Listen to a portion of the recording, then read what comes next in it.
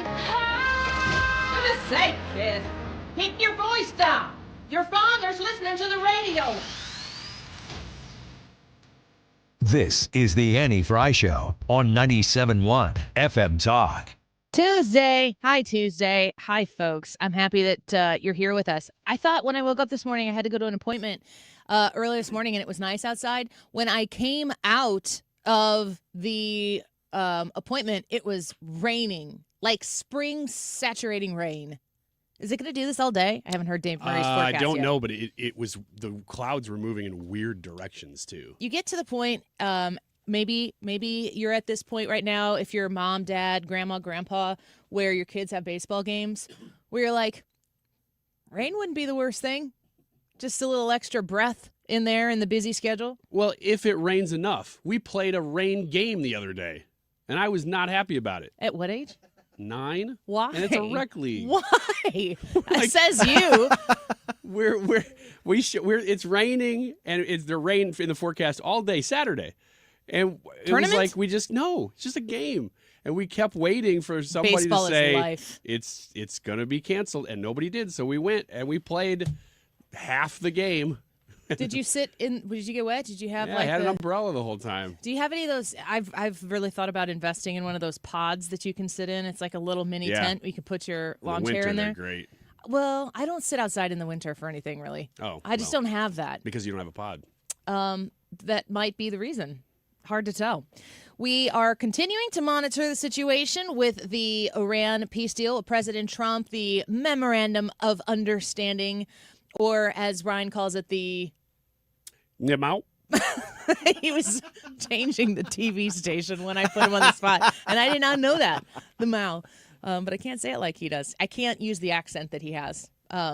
But we're going to speak with Victor David Hanson at 1:05 here on the show. Victor Davis Hanson will be with us to talk about his assessment of what we know so far, and also what we don't necessarily know about this agreement. And VDH will give us his reaction to it. So very excited to have him on the show. Of course, he's the author of the upcoming book, The Counter-Revolution: The Fall and Rise of Donald Trump and the MAGA Movement. Will be very interesting to have him back on the show with us.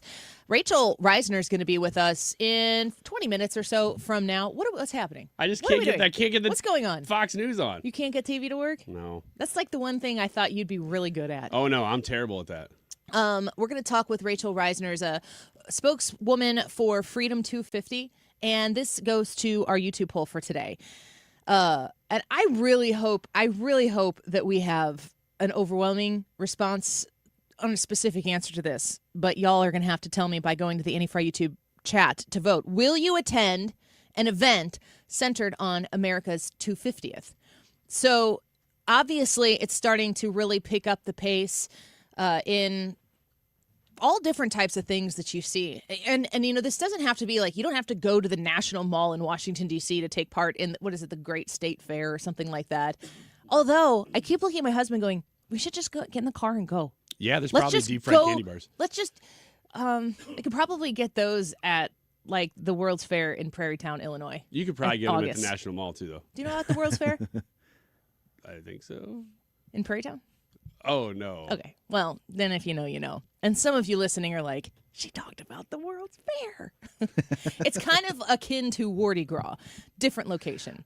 So anyway, are you going to go to one? And the way we worded the options for you to respond, yes, you're planning to, yes, you already have, or no, you're not going to go. Will you attend an event centered on America's 250th birthday? Somebody said something about a July 4th event. That would absolutely count. Okay. Because the July 4th events are going, that is America's That's birthday. the actual birthday party. And I wouldn't normally work to pile the kids in the car on July 4th and go somewhere just chock full of people. That does not sound appealing to me. But I do hope to go to the July 4th event at the Fair St. Louis this year. I'm really looking forward to it. I'm riding the high right now. I feel like America is experiencing a high.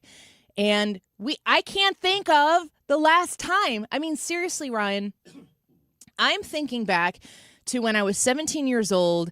September 11th happened. And obviously that put a cloud over our country that I don't think ever got lifted because, yes, on September 12th, we came together in great unison, but due to the most calamitous thing in our lifetime, and still to this day being such, yes, we came together, but that's because we came together because we had a common enemy as opposed to commonalities among us. Ever since then, it's been like, okay, we're super pro. Essentially, let's just sum it up by saying revenge.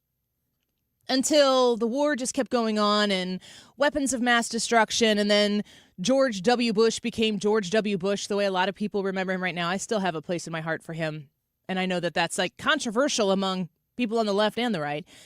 And then Barack Obama comes on the scene and sweeps the country off her feet with all of these promises of hope and change. And I really feel like Barack Obama's election, due to the division that he sowed in order to win that election, I don't think that our country has culturally or through community recovered from that event. We have been divided ever since, and our division has been our flex. If you are, or I guess maybe at this point were a female, you now had something to flex. Your oppression as a female. Glass ceilings and all that. Now the most defining thing is your oppression as a female.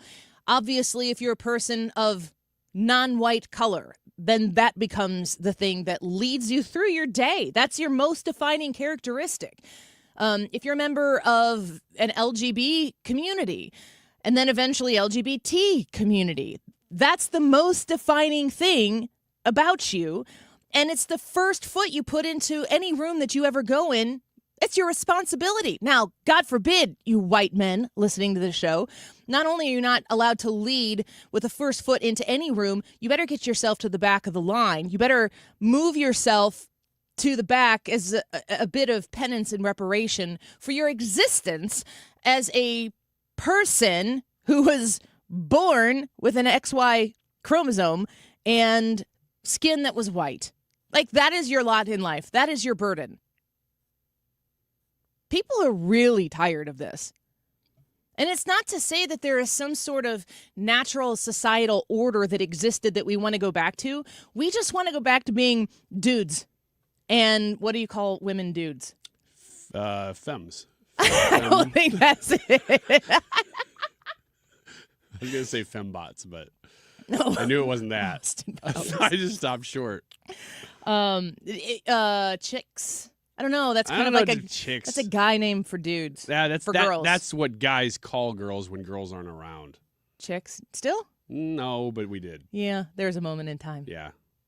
I don't know. I think ladies. If the first thing that matters to anybody at any time is victimhood, then how could you, if that's the first thing that we think about anywhere we go all the time, how could you ever really be happy about anything? Because every moment is defined by your oppression, and you can't acknowledge and prioritize oppression without understanding, of course, that there's an oppressor.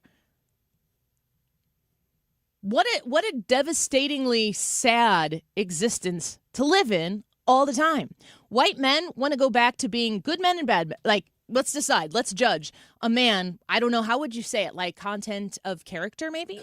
That it doesn't matter what color their skin is. It doesn't matter where they came from or how much money is. Like, what is the character of the dude that we can judge them on? And sometimes a dude's character sucks and we judge accordingly, and that has nothing to do with the color of their skin or the amount of money they have in the bank or the family that they came from. I mean, you get to have input in your character, and that used to be of the greatest importance in our American culture, and I really feel like we're getting back to that. I feel like America has atrophied to the consistent required virtue signaling of victimhood. And is there anything more oppositional to the idea of America than victimhood? I mean, like, that's where we came from. We're not going to be victims. We're not going to sit here and cry about it. We're going to do something about it. We're going to show up and we're going to create something from it that protects the things that we consider, that we hold to be self-evident. You lean into those things and you stand up for it. And you know what? We've had people over and over and over again, men and women, lay down their lives to protect it. How do you walk into America 250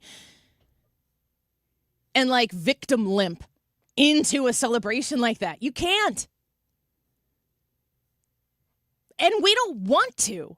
And I don't think we ever really wanted to, but the voices that had power, the messengers that had funding, made it seem so obvious that this is the prevailing thought of American society, that if you were like, God, I don't know that I really believe in that, you kept quiet. That was the nice person thing to do. You just kind of kept your mouth shut, maybe in a room with some people who you feel are like-minded.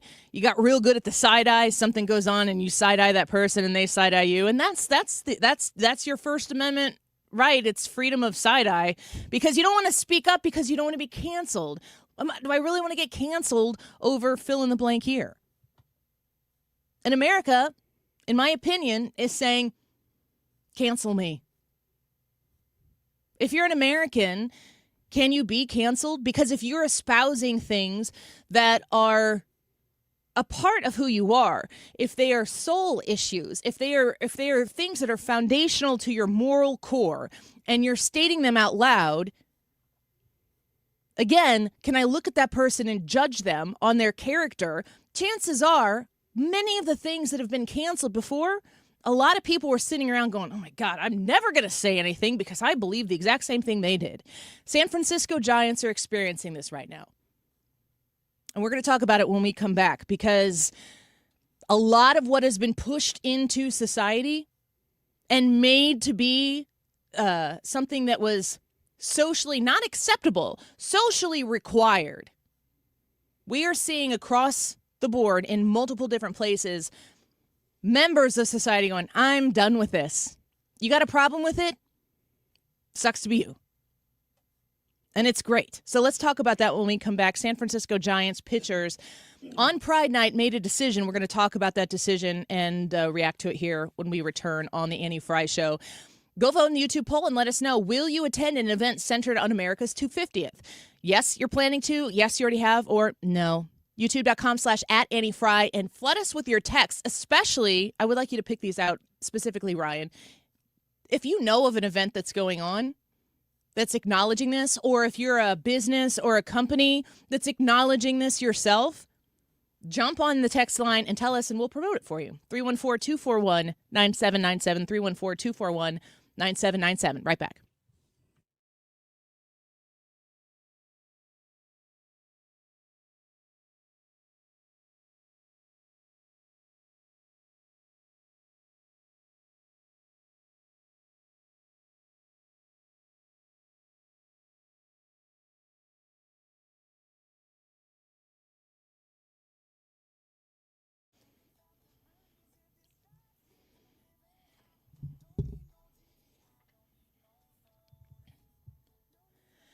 Air Comfort Service. Online at aircomfortservice.com. You can reach them directly at 314-513-0091. That number is an important number to save in your phone. Put it down, put Air Comfort Service next to it, because Air Comfort will be there to help you in a case of an emergency 24 hours a day, 7 days a week. Air Comfort Service is ready to take your emergency call for you, for your homes that you rent out. Maybe if you take care of mom and dad, you want people you can rely on who are going to show up and do great work, respect the home that they're servicing, and get the problem solved right away. Air Comfort Service is there to do that. So if you find yourself with no hot water, no air conditioning, you call the team at Air Comfort Service Heating, Cooling, and Insulation, and they'll be on the job and fast. Like I said, 24/7 emergency service at Air Comfort Service. Call 314-513-0091, 314-513-0091. And if you don't mind, tell them you heard about them on the Annie Frey Show. aircomfortservice.com. When you enter a place of business, you're owed a legal duty, that the place of business is safe for you to shop in. I'm John Morgan of Morgan & Morgan. If you suffered an injury at a place of business, our duty is to protect you after that harm. Morgan & Morgan, for the people.com. Hey, it's Mark Reardon. If you're nearing retirement or already retired, call my friends Thomas Helbig and Bob Kershaw with the Retirement Advisory Group. They'll show you how linking to the market is much safer than owning the market for your retirement savings. They're the official financial advisors of my show. Go to retirementkey.com. What if you had a plan to build income outside your job? At Lifestyles Unlimited, you'll learn how people are investing in real estate to grow their income and make smarter financial choices one property at a time. Right now, join us for just $297. That's a savings of $443 off our real estate education program. Text RADIO to 88007. That's RADIO to 88007. Presented by Lifestyles Unlimited. Nothing makes a gathering great like Eggland's Best Eggs. They're just so delicious with better nutrition, too. For us, it's eggs any style, as long as they're the best. Eggland's Best. Better taste, better nutrition, better eggs. The Annie Frey Show is St. Louis conservative.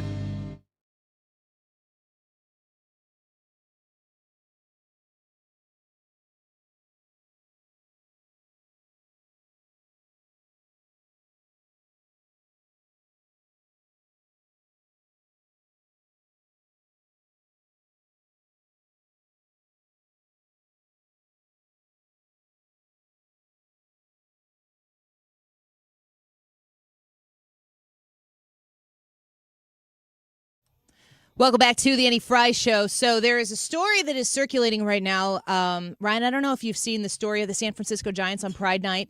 They have ball caps, pretty standard issue Pride Night ball caps. The SF on their cap is rainbow as opposed to orange per the usual. Have you seen the story? Yeah. Well, yes. About it? Yeah.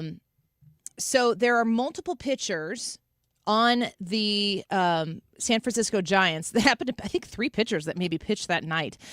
Landon Rope is one of them, and he was a starting pitcher, and he I'm going to share this here real quick. He just wrote in white writing on his ball cap, Genesis 9:12-16.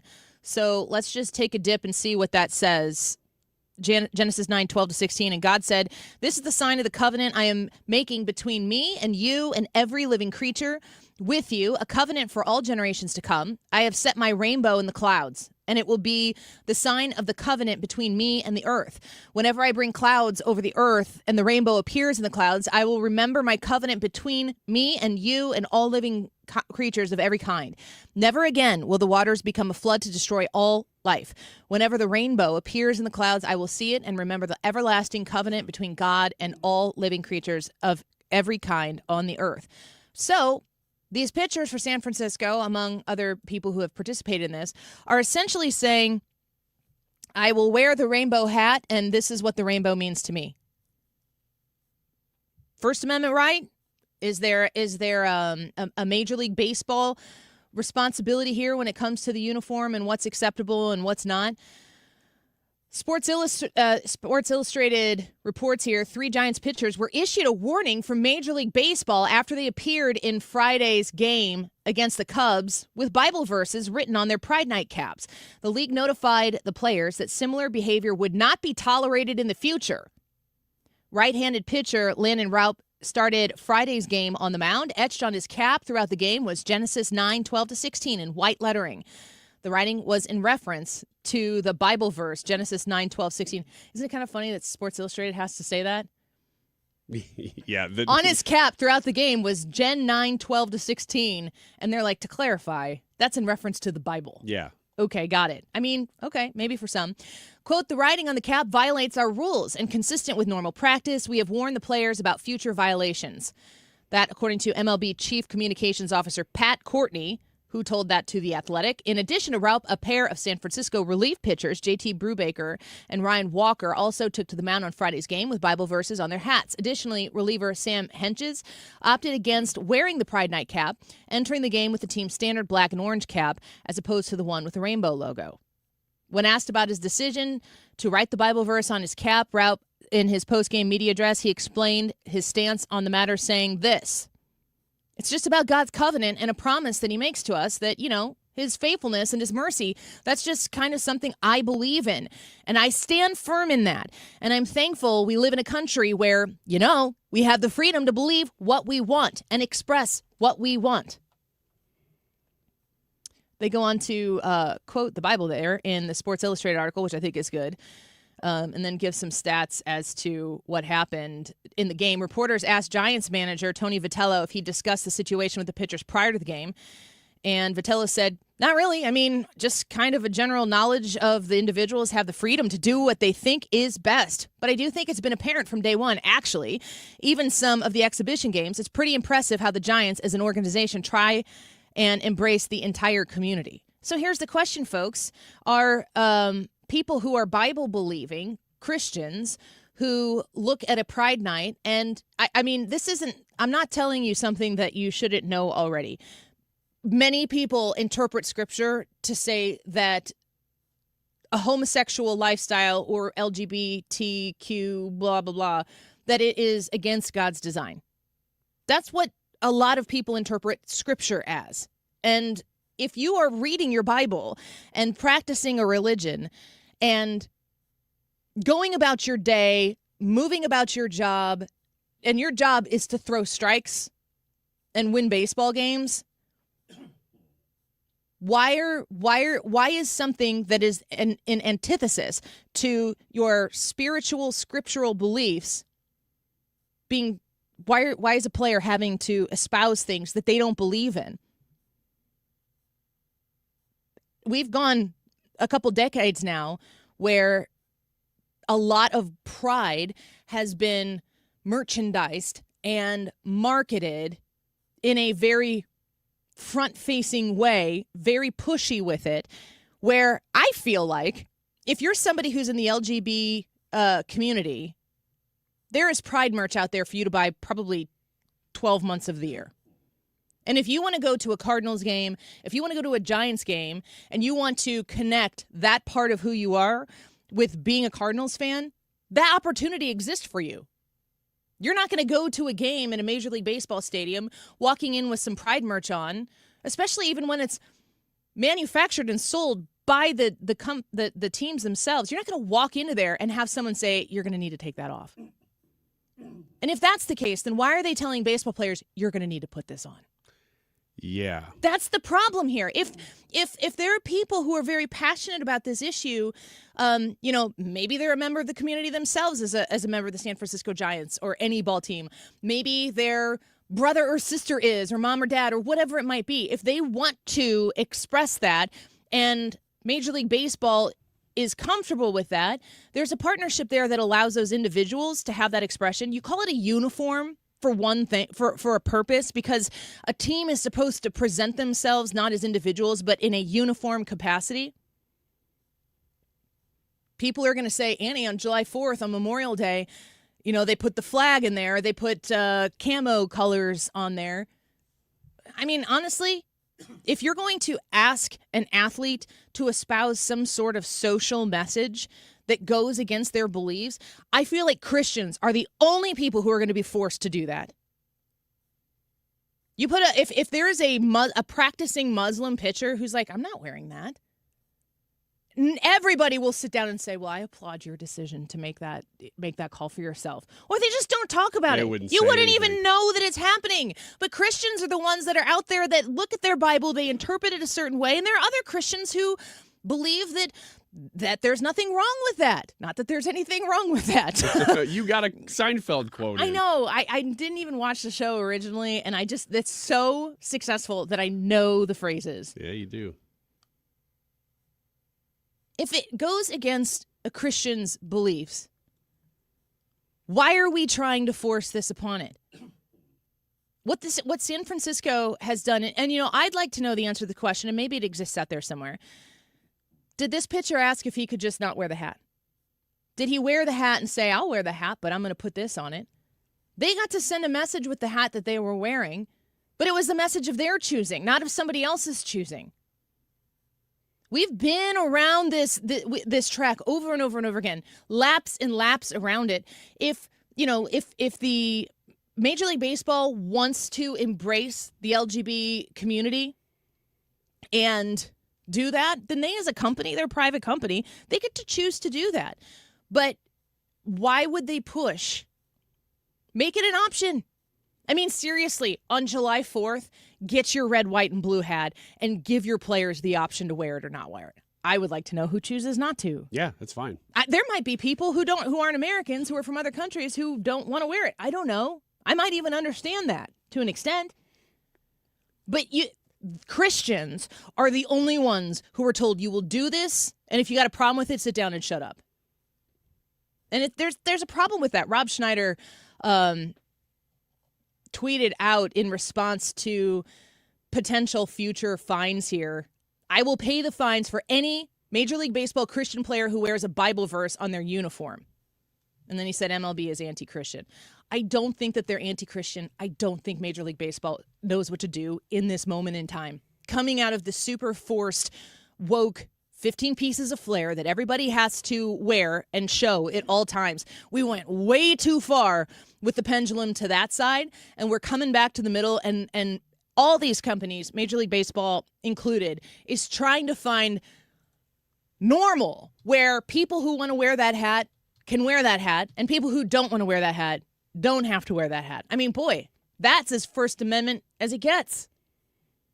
When we come back, Rachel Reisner is going to join us, a spokeswoman for Freedom 250, and we're going to talk about the opportunities for you to participate with joy and celebration in an America 250 event. There are lots going on around the country. We'll find out more about it with Rachel on the Annie Frey Show next.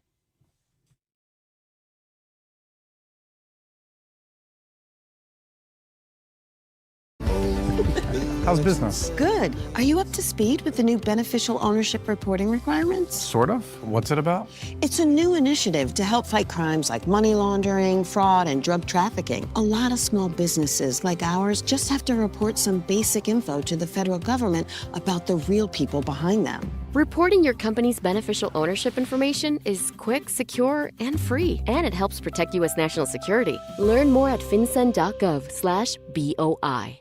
Please be advised, you may want to stop eating the following foods immediately: broccoli, kale, blueberries, quinoa, spinach. I thought those were good for me. What's healthy for one person may cause inflammation for another. So how do you know what your body actually needs? That's where Viome comes in. Viome is a simple, at-home gut health test that analyzes your real-time biology to give you personalized nutrition guidance and custom supplements. Learn more at Viome.com/gut. V as in Victor, IOME.com/GUT. And use coupon code GUTHEALTH50 to save $50 off your purchase. See website for details. BillsHappen.com is not a lender. It does not make credit decisions. Must be 18 years old. Not available in all states. Honey, everything is so expensive, and our bills are piling up. You're telling me credit cards are maxed out, rent is due, and the car payment's right around the corner? We need some extra cash. We should do what my friend from work did. She went to BillsHappen.com and got the money she needed the next day. Our credit is not great. Are you sure that would work for us? BillsHappen.com is one of the largest personal loan networks. They can help people with all credit types get up to $5,000. Sounds like it's going to be a hassle. My friend said it was super easy. She did it right from her phone during her lunch break. If you have a regular source of income, you can be approved for a loan for up to $5,000, and your cash can hit your bank account the next day. BillsHappen.com's lenders have millions of dollars to lend, regardless of your credit history.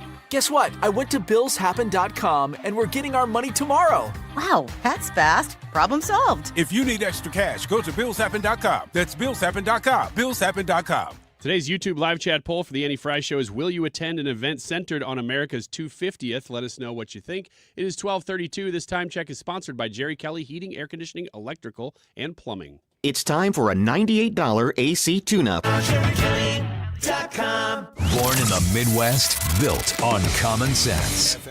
97.1 FM Talk. St. Louis Conservative.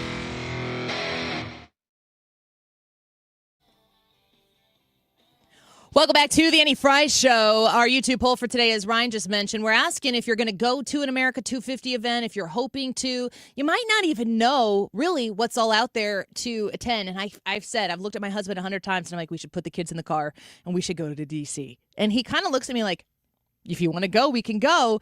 So let's talk to Rachel Reisner here, a Freedom 250 spokeswoman on X at RM Reisner. Rachel, thank you for being with us here today. It's good to have you on the show. Hi, Annie. Thanks so much for having me. It's so great to be here with Missourians today. Well, we're happy to have you here. And America 250 is about all 50 states, of course, and our great American history. What can you talk to us about folks who are kind of feeling with the World Cup and everybody coming to the United States and celebrating America and the UFC fight this weekend? People are kind of starting to feel a little bit of that energy and maybe wanting to make a plan to participate in it. What should they know? Absolutely. This is going to be the biggest celebration Americans have ever seen. Starting next week in D.C., there will be a kickoff celebration on June 24th with the president. It'll even have Lee Greenwood, U.S. Army Band, and a number of other wonderful performers. Starting right before that, that will lead right up into the Great American State Fair, which Missouri will, of course, be part of. It's a 16-day festival featuring all 56 states and territories. Really excited. St. Louis actually will be represented with a little bit of Route 66, and the Gateway might be there as well. So I won't give it all away, but that's just one thing to see there. Additionally, bring your cowboy hat. Rodeo 250 is hitting America's Great American State Fair. So there's going to be something for everyone. The Smithsonian has refurbished their carousel. There's going to be a huge Ferris wheel, food, programming, everything you can think of and more. So that is starting next week. I'll go a little bit more into some of the others, and then we can get back to the fair, Annie. Yeah. But following that, we're going to be kicking off July 4th with first in New York Harbor, the International Naval Review. A lot of folks will probably remember those historical tall ship pictures. So sail forth with those huge ships, and the International Naval Review will be taking place in the harbor. It'll be featuring ships from all across the world. And this is just another example of the whole world uniting ahead of the 250th anniversary. Then we'll be going right back down to Washington, D.C. And as you mentioned, Salute to America is going to be happening on July 4th, the most incredible lineup you can ever think of. We'll be starting that morning with the American Veterans Center with a Salute to America parade, and it'll be it'll be culminating in the world's largest fireworks display ever. So there's definitely going to be a lot to see, a lot to do. And then we're inviting all Missourians and Americans across the board to come to D.C., and if you're unable to make it, it will be live streamed. So you can join us at home with popcorn and a favorite beverage. That's great. Other than that, another thing I just wanted to share is the amazing Freedom Truck. I know they've stopped in Missouri already, in Southern Illinois. That being said, they'll be rolling around the United States for the next several months through December. And that is just bringing a little bit of history to those who are not able to make it to D.C. Rachel Reisner speaking with us right now. She's a spokeswoman for Freedom 250. Rachel, I'm looking at freedom250.org, and every question that I would want to ask you right now and get answers from you looks like it's all on this website. So for our listeners in Missouri and Illinois alike, freedom250.org for all of your questions that maybe we don't get to answer here.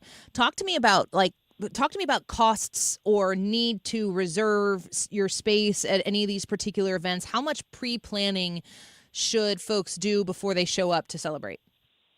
It's completely free, Annie. That was really important to Freedom 250. This is America's birthday party, and every Missourian should be able to attend. Advanced registration is, of course, encouraged, but walk-ups are going to be welcome. I encourage everyone to check out Freedom 250 website and socials ahead of time to check out hours and security things. Of course, there's bag regulations and all the typical things you see at a large event. That being said, for example, the State Fair is going to be open Thursday, June 25th through the 4th of July, and hours vary. So all that type of information right online. But it's going to be something that everyone should attend if they can. I know it sounds crazy this close to it, but in terms of cost for every event, they're all free. And the other thing I would just note is DC is a very metro and walking friendly city. So we encourage you to bring your tennis shoes and prepare for the heat, and use public transportation when you can. It'll make your life a lot easier. Yeah, absolutely. Washington, D.C. is almost exactly due east from St. Louis. And I've taken a couple of trips here in the last year or two to D.C. just to be a total tourist. And I was shocked. It's just the same weather that we have here, it seems, only maybe a few days later. But we know in St. Louis and the metro area how it can get hot and humid in the summer and end of June and end of July. We're made for it. We're built for it. But you definitely do want to prepare for it. And just overstress what you just commented there. This is not going to be a drive your car and park and go type of a thing. Get to the hotel and take some sort of public transportation to get to and from. What kind of security what kind of security is involved in making sure that this event is safe for people to attend? Yeah, of course. This is very typical. There's going to be mags, of course, just like you would see at any large scale event. Honestly, I would think it's very comparable to going into Busch Stadium, right? The weather's similar, the security is similar, but you'll see all of the true regulations online. The actual Salute to America July 4th fireworks celebration and festivities will be in partnership with U.S. Secret Service. So please go online to their website. I can direct you to this after, Annie, for the full list of regulations, but very similar to what it would be to go into any large public event nowadays. But yes, you'll see it's almost like being in Busch Stadium between what you can and can't bring. Of course, water bottles will be allowed, prepackaged, less than a gallon, clear bags, things like that, of course. Food and drink on site as well for folks? Yes. And Annie, let me tell you, the food and drink list is going to be great. States are showcasing a little bit of everything, to say the least. And I won't give it away, but definitely bring your appetite. Amen to that. Well, thank you, Rachel, for the time today. The website is freedom250.org. And I am really tempted, Rachel, to put the kids in the van and to drive out east for this event. It just looks incredible. Thank you for helping put it together and for sharing some of it with us today. Yeah, of course. I think this is just another time that really families, it's once in a generation.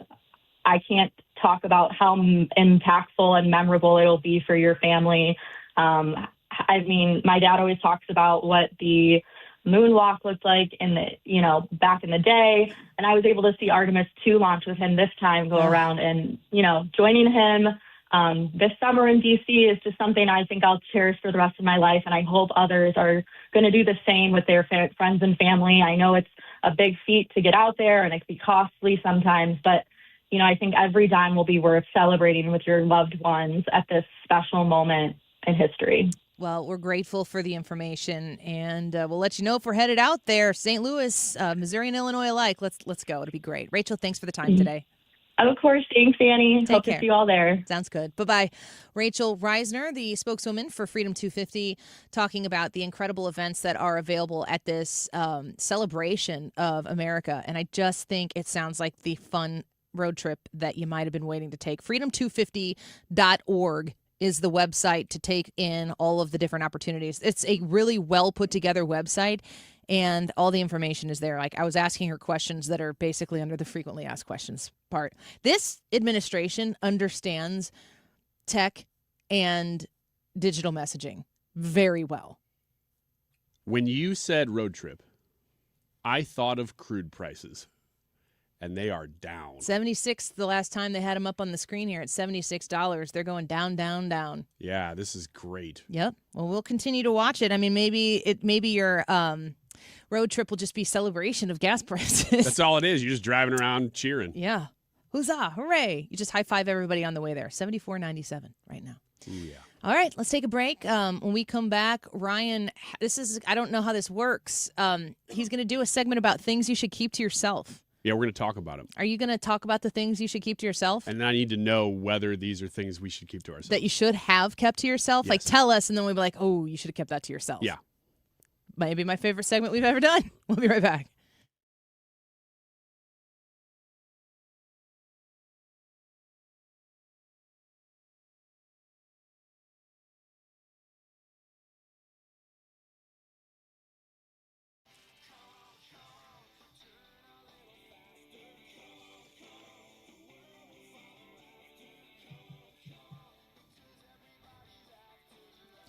HomeshieldFoundationRepairs.com. There, it's raining outside, and that makes you nervous because you know that when it rains outside, it's going to come into your basement, and then you're going to have to wonder again, what am I supposed to do about this? I really would encourage you to call Home Shield Foundation Repair and Matt Hayes, 314-271-9900. That's 314-271-9900. I'm looking right now at the radar, and there is going to be rain for a minute in the area. Maybe around you, maybe not if you're a little bit south. I just think that you need to have somebody look at it that you can trust. So your invitation to Matt Hayes to come look in your basement doesn't cost you anything, gives you information. Information is always helpful. And when you meet Matt Hayes, you'll understand this is a guy who knows what he's doing, that you can trust. That's been the experience of many other St. Louisans who have hired him here in the past to fix their basement. 314-271-9900.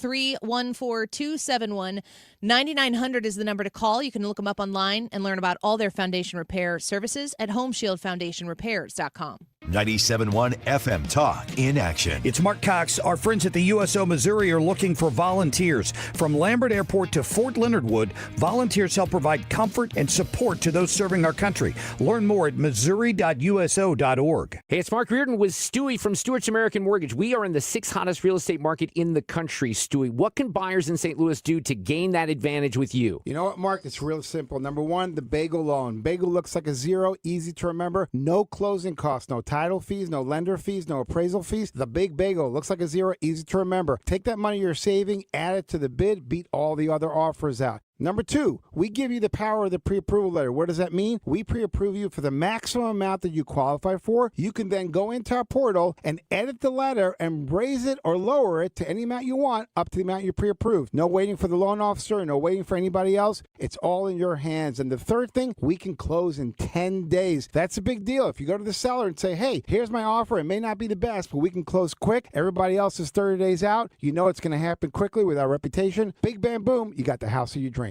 Call or text Stewie at 314-324-4440 or Google the Bagel Loan. NMLS number 226715. Springtime in St. Louis, and if you hate to paint, do what your neighbor Mr. Rob Miller from Harvesttown Auto Body in St. Peters did. He called Rhino Shield. Rob, what was the thought process for going with Rhino Shield as a business owner? My family's business is over 10,000 square feet, and it did not have the curb appeal I wanted. Rob, tell everyone how the experience was with Rhino Shield from start to finish. The process that I liked was when you came out, you gave me all of these options that would fit my building. Our building was really faded. I don't want to have to paint my building again. 25 years is a long time to not have to worry about the outside maintenance of your building as far as paint. That's a no-brainer. That's why Rhino Shield worked for me. Are your neighbors jealous? I would be if I was them. Thanks, Rob. Now it's time to call 877-25-RHINO. 877-25-RHINO or 877-25rhino.com. Genius. Don't paint, don't Rhino.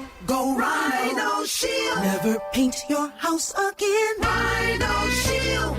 This is the Annie Frey Show on 97.1 FM Talk, St. Louis Conservative.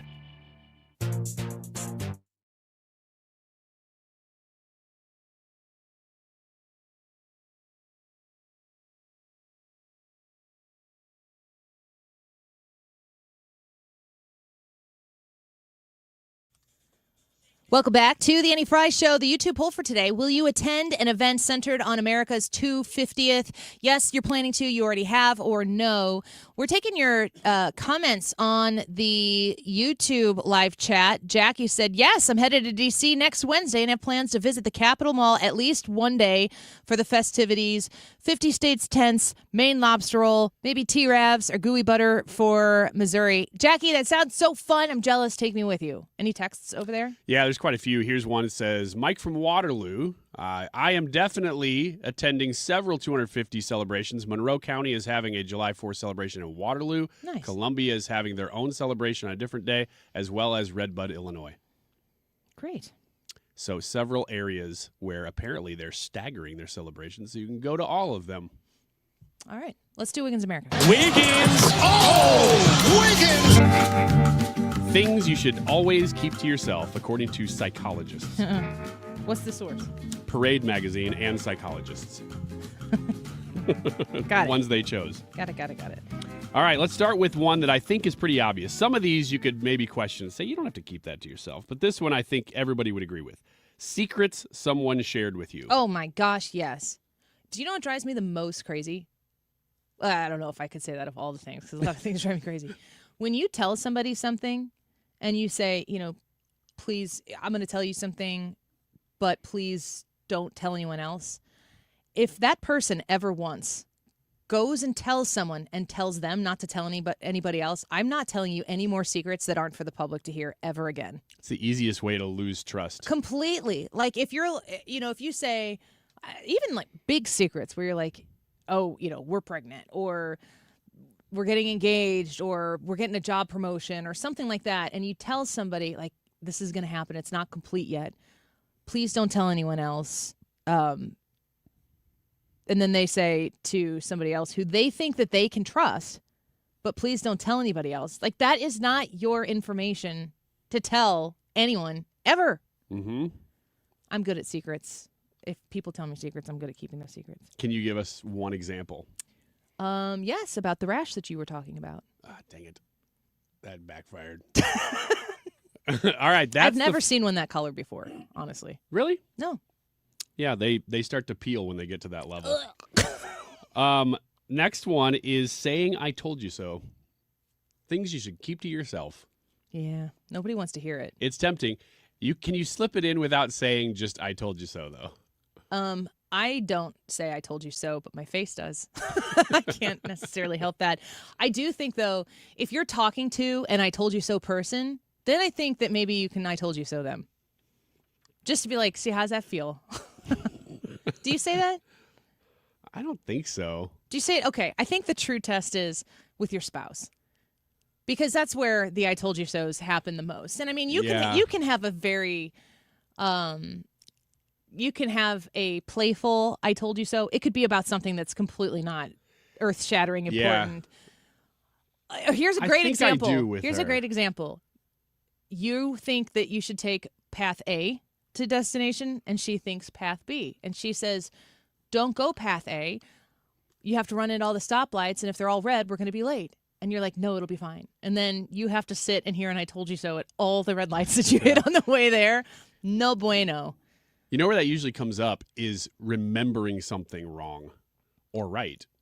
Where you go, oh, no, remember when we were at this event with so-and-so? And you go, no, that person wasn't there. That was a different time or different year. And then you look something up you're like, oh, yeah, to find out who was right. And then I don't say I told you so, but I will say, called it. You're called it. I think there is, I think that if somebody goes, oh, Ryan, you were right, then there is no I told you so. Yeah, you don't need to then. But if you prove me wrong and I'm still stubbornly clinging to some caveat detail that makes me feel like I wasn't completely right, but I also wasn't completely wrong, then you should drop the I told you so if someone's being stubborn like that. Katie Wiggins really needs to learn from this, because whenever I discover that I'm wrong, I will say, oh, you were right, I was wrong. And she will still gloat. And I find that to be very inappropriate. What is the name of this segment again? Things that you should always keep to yourself. Yeah, but we're judging whether or not it's appropriate. And I think that with your spouse, and I think it's inappropriate that she does that. So do you do it back to her? Absolutely not. I've got a ton of Have you ever class. Been in a position to say I told you so? Oh, yeah. It happens. It's 50-50. That's not what she says. I know, and that's something that she should keep to herself. Just kidding. I don't know. I really like this one because everybody's been in this situation, and I'm sorry if you are this person. Maybe I've been this person. Personal insecurities. Don't go broadcasting your insecurities to everybody. Now, there are people that you can talk about that with, but not to everybody. And if you've met somebody who's always telling you about all their problems and everything that's going on in their life, like way oversharing, you'll know, yeah, that's probably something you should keep to yourself, or at least figure out who to talk to about it. Do you have personal insecurities? Is that what it was? Do you have a personal insecurity? There's not much that people could hit me on that would really make me go, ooh, hurtful? that actually got me. But I don't know. Maybe like I want to have more hair. You know, if somebody's like, oh, but even if somebody makes fun of that, I just don't care. I would say, over the course of my lifetime, especially with having 4 babies, ladies, maybe men, maybe this should be a good for X's and Y's later in the show at 2:30. Send us your X's and Y's questions at 314-241-9797. But I've always had a personal insecurity about my weight. But when I look back at myself in high school, I was a 4-sport athlete and competed. I was a contributor on all the teams that I played on. I was an active participant, and I was as fit as I ever would be, mid-basketball season, whatever. And I always thought I was fat. It turns out that I was just really strong, and so I wasn't the same size as the skinny people, but my body being strong allowed me to do things that those girls couldn't do.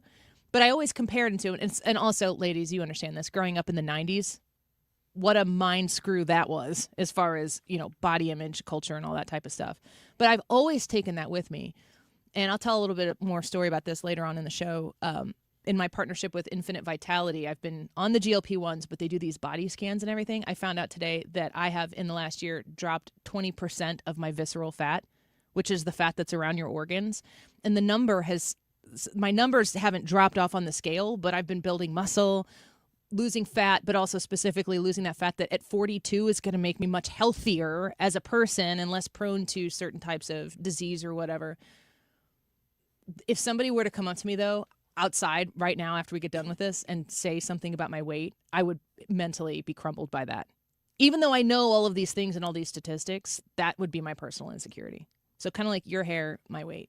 Well, this is the last one, and I need a little bit of clarification because it just says mean girl remarks. That probably needs a definition. Oh, yeah. I get that. I mean, somebody saying something to me about my weight would be a mean girl remark. It's just mean girls are people who are not happy with themselves. So in order, they consider themselves to be like, let's say they're at level A. In order to feel better about themselves, they need to get people below them. They don't elevate themselves. They need to do things and say things to make people feel below them. And they nitpick and they find the things, the personal insecurities, and they drill down on that because it's not about actually elevating yourself. It's about denigrating everybody around you. And I will tell you this, mean girls in middle school are the worst freaking, Yeah. they're the meanest people. They're the meanest people in general. In existence. But some of those mean girls in middle school grow up to be mean girl adults. Listen to this definition and see if you got it right. Saying mean girl-like remarks out loud may give you a moment of superiority or false sense of connection with others, but in the long term, it can cost you your integrity and damage your trust. The second that you realize that the meaner the girl, the more unhappy the girl, and you can just relieve yourself of the burden of any responsibility in their happiness, that's going to piss them off even more. And it becomes like, okay, I can kind of do this. Mm-hmm. Victor Davis Hanson next on the Annie Frey Show. Mark Cox here. Join me, Annie Frey, and Mark Reardon, along with Bob and Tammy Kershaw of the Retirement Advisory Group, to learn how to create your worry-free retirement. We'll meet June 16th at the Doubletree Hotel in Chesterfield at 6:30. Here are Bob and Tammy with more. Are you nearing retirement or already retired and wondering how to turn your 401k and IRA into a worry-free retirement? Would you like to learn the strategies that give you market growth but protects you from market losses at the same time? Would you like to get a free personalized retirement income plan? And did you also know if you're 59 and a half or older, you can roll over your company retirement plan tax-free to create a worry-free retirement. If you're 59 and a half or older, you cannot afford to miss this event. Have a worry-free retirement. Join the official financial advisors of my show, Bob and Tammy Kershaw, at the Doubletree Hotel in Chesterfield, Tuesday, June 16th at 6:30. Go to retirementkey.com. That's retirementkey.com. Civia Law online at civialaw.com. The first 10 callers right now to 833-995-WILL. 833-995-WILL. You schedule an appointment that is adequate for your schedule and theirs.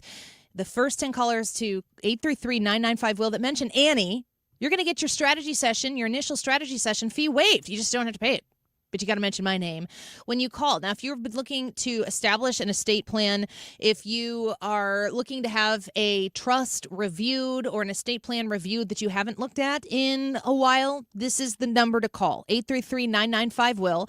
In Missouri, visit them in their Wentzville offices or their Creve Coeur offices. In Illinois, here locally, Edwardsville, East Dalton, and Swansea, and a little bit further east in Centralia and Mount Vernon. Book your strategy session today by calling 833-995-WILL and mention Annie and be one of the first 10 to call. And that strategy session $300 value is going to be waived. You can find them online at civialaw.com. Let's just face it, right? Your home should work for you, not against you. Hi, it's Kim, and if you've been dreaming of a new kitchen, bathroom, or a finished basement, now's the time to call Lakeside Renovation and Design. They're St. Louis's trusted experts in turning houses into dream homes. Just imagine this, a spa-like bathroom, maybe a chef-inspired kitchen, or how about a cozy basement perfect for some movie nights? Their team handles everything from design to installation so you can just sit back and enjoy the process. Visit lakesidearty.com today to start your dream renovation. License number GL2500615. Hey, Dad, what causes drains to clog? Grease, hair, soap scum, and tree roots. Tree roots? This town has old pipes and big trees. They find each other. They grow inside pipes? They bust into pipes. Whoa. Once they're in, the water stops flowing. Can we fix it? The big green grasser machine can fix any clog. Green is always grasser at grasserhomeservices.com. KFTK FM Florissant from the Kaufman Townsley St. Louis's Injury Lawyers Studio. Call 314-777-7777. That's 314-777-7777. News, one of 5 people in custody accused of planning an attack on Sunday's UFC fight at the White House was a 19-year-old who the criminal complaint says spent $3,000 in graduation gift money to buy guns, ammo, and more for the attack and recruited others on the internet. The FBI is looking for other suspects. Investigators tell Fox the alleged plan was to use drones with explosives to hit buildings near the UFC event, which would have forced a mass evacuation and steered crowds toward a pre-staged sniper team. Sources say a, quote, second wave was allegedly planning to storm the White House gate. The entire plot, though, may have been stopped by a concerned mother in Ohio. Those involved in the alleged plot were arrested in Ohio, Nebraska, Missouri, and California. Fox David Spun, his father tells investigators the Ohio suspect planned to leave and meet up with the online group last weekend before the event. President Trump says he'll release more details about a memorandum of understanding with Iran in a few days and maybe read it out loud. The 60-day memorandum of understanding, President Trump says, boils down to Iran agreeing to never acquire a nuclear weapon. And when the deal is signed this week, he says the full text will be released. Probably have a press conference and read it to you word by word so that the press covers it accurately, because it's a very important document. Speaking to reporters at the G7 in France, the president also says he is open to submitting the agreement to Congress for review. Iran's foreign minister says the MOU would require Israel to withdraw from Lebanon, something Israeli leaders have not agreed to do. At the White House, Jared Halpern, Fox News. Trump administration is doing more to break up the Department of Education, moving oversight of special ed to the Department of Health and Human Services and civil rights enforcement to the Justice Department. The president of the Education Department Workers Union says the move leaves the students and families without the services they need and without protection from discrimination. America's listening to Fox News. I move mountains for a living. Literally. That means I don't carry hand lotion, and when it comes to serious heartburn, I don't mess around with anything but Rolaids Max Strength. Its dual active formula has 1,500 milligrams of calcium carbonate and magnesium hydroxide that relieves heartburn fast. And the best part? The roll fits right here in my pocket, so I can get back to moving mountains. Rolaids spells powerful relief. 1,500 milligrams is our highest amount of antacid per tablet. Read each label. Use as directed. Keep out of reach of children. You're great at protecting your data, but lots of places could still expose you to identity theft. I thought it was safe. If that happens, LifeLock gives you a U.S.-based restoration agent who will stick by your side from start to finish. Phone calls, filing documentation, preparing insurance claims, your agent handles it all. In fact, we're so confident restoration is guaranteed or your money back. Isn't it nice to have someone like that on your side? Save up to 30% with promo code NEWS at LifeLock.com. Terms apply. Air Comfort Service, heating, cooling, and insulation, weather. Let's warm it up a few degrees this afternoon, all thanks to a breezy southerly wind, partly sunny skies, 83. Tonight, partly cloudy, 63. Wednesday, partly sunny, a windy day. Couple of scattered showers and thunderstorms around, but limited during the day. Warm and humid, 89. Best chance for showers and thunderstorms will be Wednesday night, 70 for the overnight low. We cool it back into the 70s on Thursday. This is 97.1 FM Talk. Chief Meteorologist Dave Murray. The Annie Frey Show is sponsored by Air Comfort Service Heating, Cooling, and Insulation. Air Comfort Service is celebrating 56 years of residential and commercial service, maintenance and installation, and heating and cooling systems. Get in your comfort zone. AirComfortService.com. Annie Frey, Ryan Wiggins, Brad Ray. That's right. Gotta love this American ride.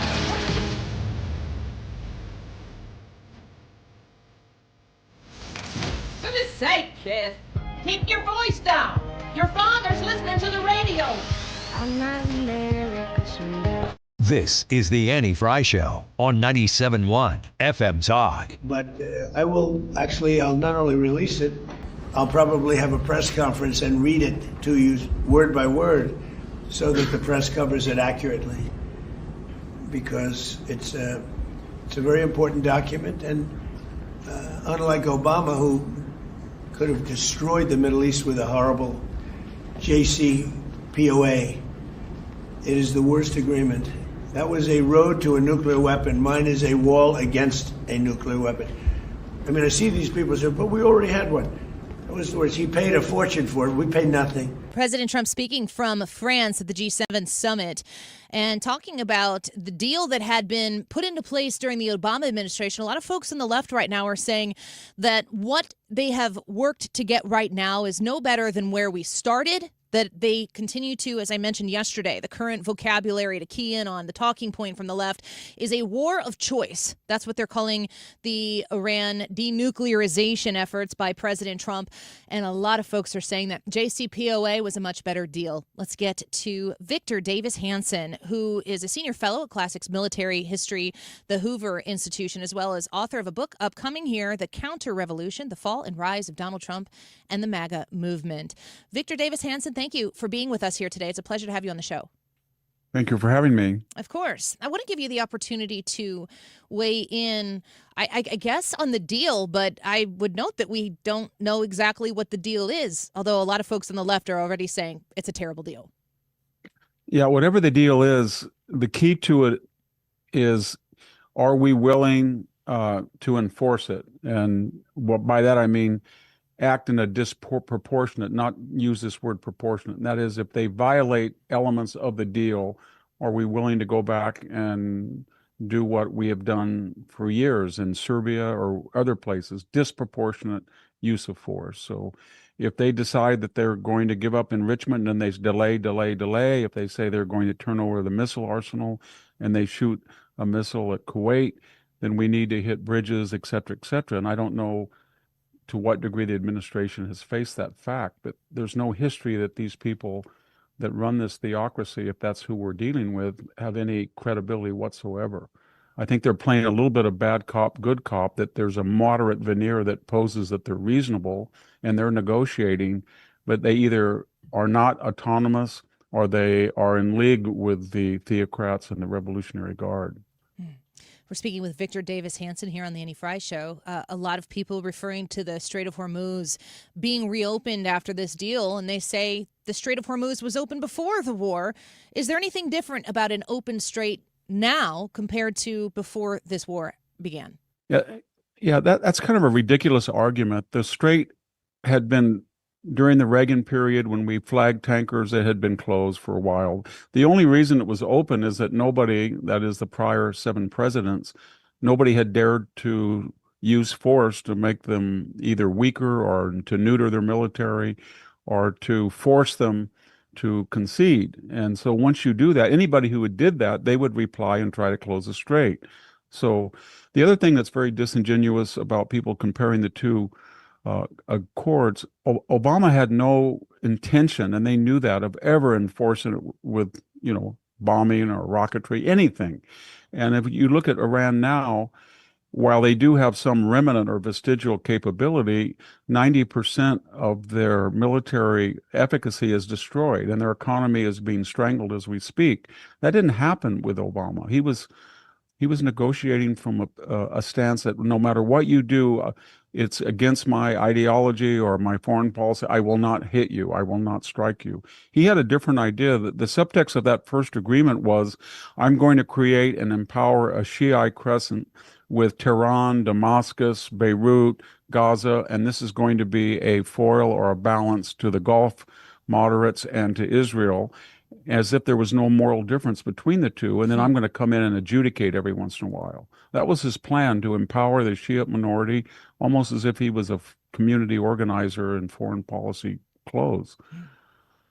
I think that it's so surface level, it's so shallow to look at a lot of the reactions, maybe on the left and the right, about the actual deal. Of course, many people who are in the media who are talking about the deal that they haven't quite read yet from President Trump, or the memorandum of understanding, that if they hate Trump, they already know that they hate the deal, and that's that, and they don't really need to go too deep in order to prove their point to those that will lap up the opportunity today to hate Donald Trump for yet another thing.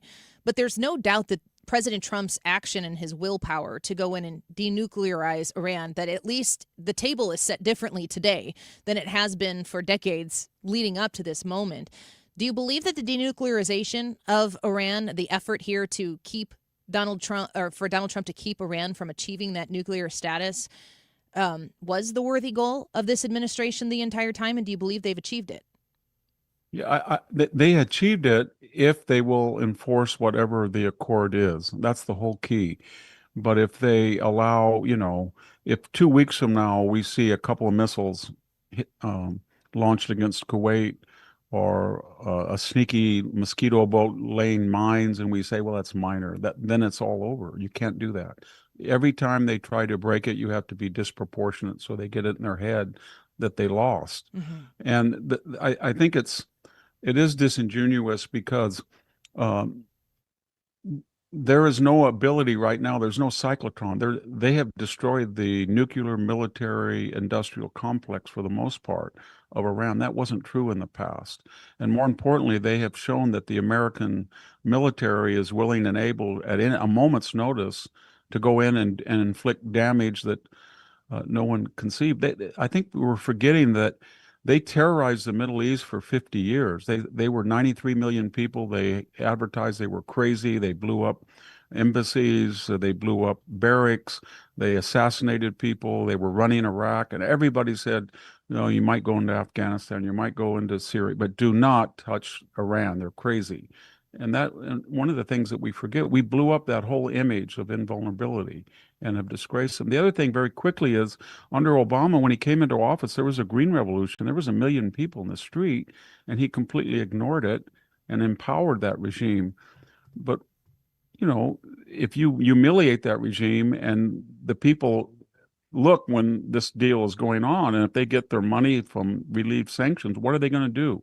Are they going to try to rebuild a half-century, $500 billion complex to replace their arsenal? Are they going to give money to Hezbollah or Hamas?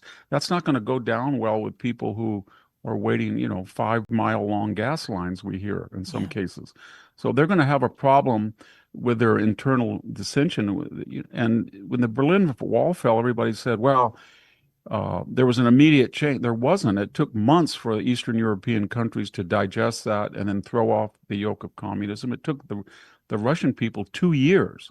So we have lit a spark, and we don't know how long that fuse is, but it's going to have repercussions if that theocracy tries to rebuild everything at the expense of people who are really suffering right now. I don't think. Another thing is, we don't have ground troops there, so we have no embedded reporters. There's absolutely no news that comes out of Iran unless it's censored by favored left-wing organs like CNN, or it's the state media itself. And we know they're not telling it true. So it could be much worse than I think it is than they're letting on. Victor Davis Hanson speaking with us, a senior fellow at the Hoover Institution. Has President Trump's efforts here, has the administration, in conjunction with Israel, from the jump of the efforts that they've made to denuclearize Iran and to take out their military infrastructure. Have they long-term recalibrated the Middle East? Do you feel as though, if we don't, as you mentioned, everything matters on how we maintain and lock down whatever deal we have. We have to stick with it. Do you feel as though the Middle East could very quickly snap back to all the operations that we've engaged in there and go back to old habits, or do you think it's permanently reconfigured? You're right. It depends. I mean, if we don't enforce this and we just go home and say, well, we have to worry about the midterms or the price of gas, then then they're going to say they won and we couldn't stop them. But if we persist and enforce them, there is a momentum going that it's going to be very hard to stop. I mean, whoever thought that the Israelis would be in the UAE and other Gulf countries protecting them from a fellow Muslim country like Iran, which they were doing with missile defense. Israel had 300 fighter planes, but the UAE and the Gulf Council, the 6 nations, have 600. And we heard that a lot of them have been flying. They don't like to talk about it. So you basically have an Israeli Air Force and a UAE, Kuwait, all of them flying against the same target. That seems Orwellian given the history of the Middle East. And then when you look at Russia, they have lost their Syrian proxy. It looks like they've lost their Iranian proxy. China will not be getting cheap oil from Iran. It won't be getting it from Venezuela. And when they were bragging about how sophisticated Chinese air defenses were, we heard that for years. You can't go in Iran. They were violated and rendered inert in 2 days by the Israelis and the Americans. The China didn't come off very well. And now they're importing 11 million barrels of oil a day, and they are at the mercy of the world oil market exporters, of which we're one of the largest. We're now the largest producer of oil and gas in the history of civilization. So everything has changed across the board as far as energy goes. And you look at the Western Hemisphere, Panama is not ceding the exits and entry to the canal to the Chinese. The Chinese and Russians are out of Venezuela. We are governing the output and the payment for the Venezuelan people. There's a lot of things that have happened that the left just sort of brushes off and doesn't talk about. Yeah. But the world is very different, and they keep saying that the big losers of this so far, China and Russia. I know people don't believe that, but Russia's bogged down. They've lost 1 million people, probably another 700,000 wounded or missing, and they're losing the war finally. And Europe looks completely inert. When you look at, they say things, they don't have a military, they have open borders, they have 15% of their population in some nations that are very dangerous. They're antithetical to their own governments. Their green energy has ruined the German economy. It's ruined the British economy. So it's all relative, but we are in a very good position if everybody will just calm down. And if we can get this deal and we abide by it, and abide by it in the sense that we force them to comply, then I think it'll be wonderful. But it's very tricky. If we sign this deal and tomorrow you're on your radio show and you hear that they took out the desalinization plant of Saudi and Donald Trump says it was a love tap or something like that, we're in big trouble. A minor incursion. Yes. We're speaking with Victor Davis Hanson here on the Annie Frey Show. I do note, I mentioned at the beginning, I've seen a lot of people from the left who are trying to criticize what they haven't fully read yet. And of course, you're talking about follow through as well. But Victor, there are definitely folks on the right side of the aisle who are criticizing the president and this administration's efforts here as well. What do you say to the division that exists on the right?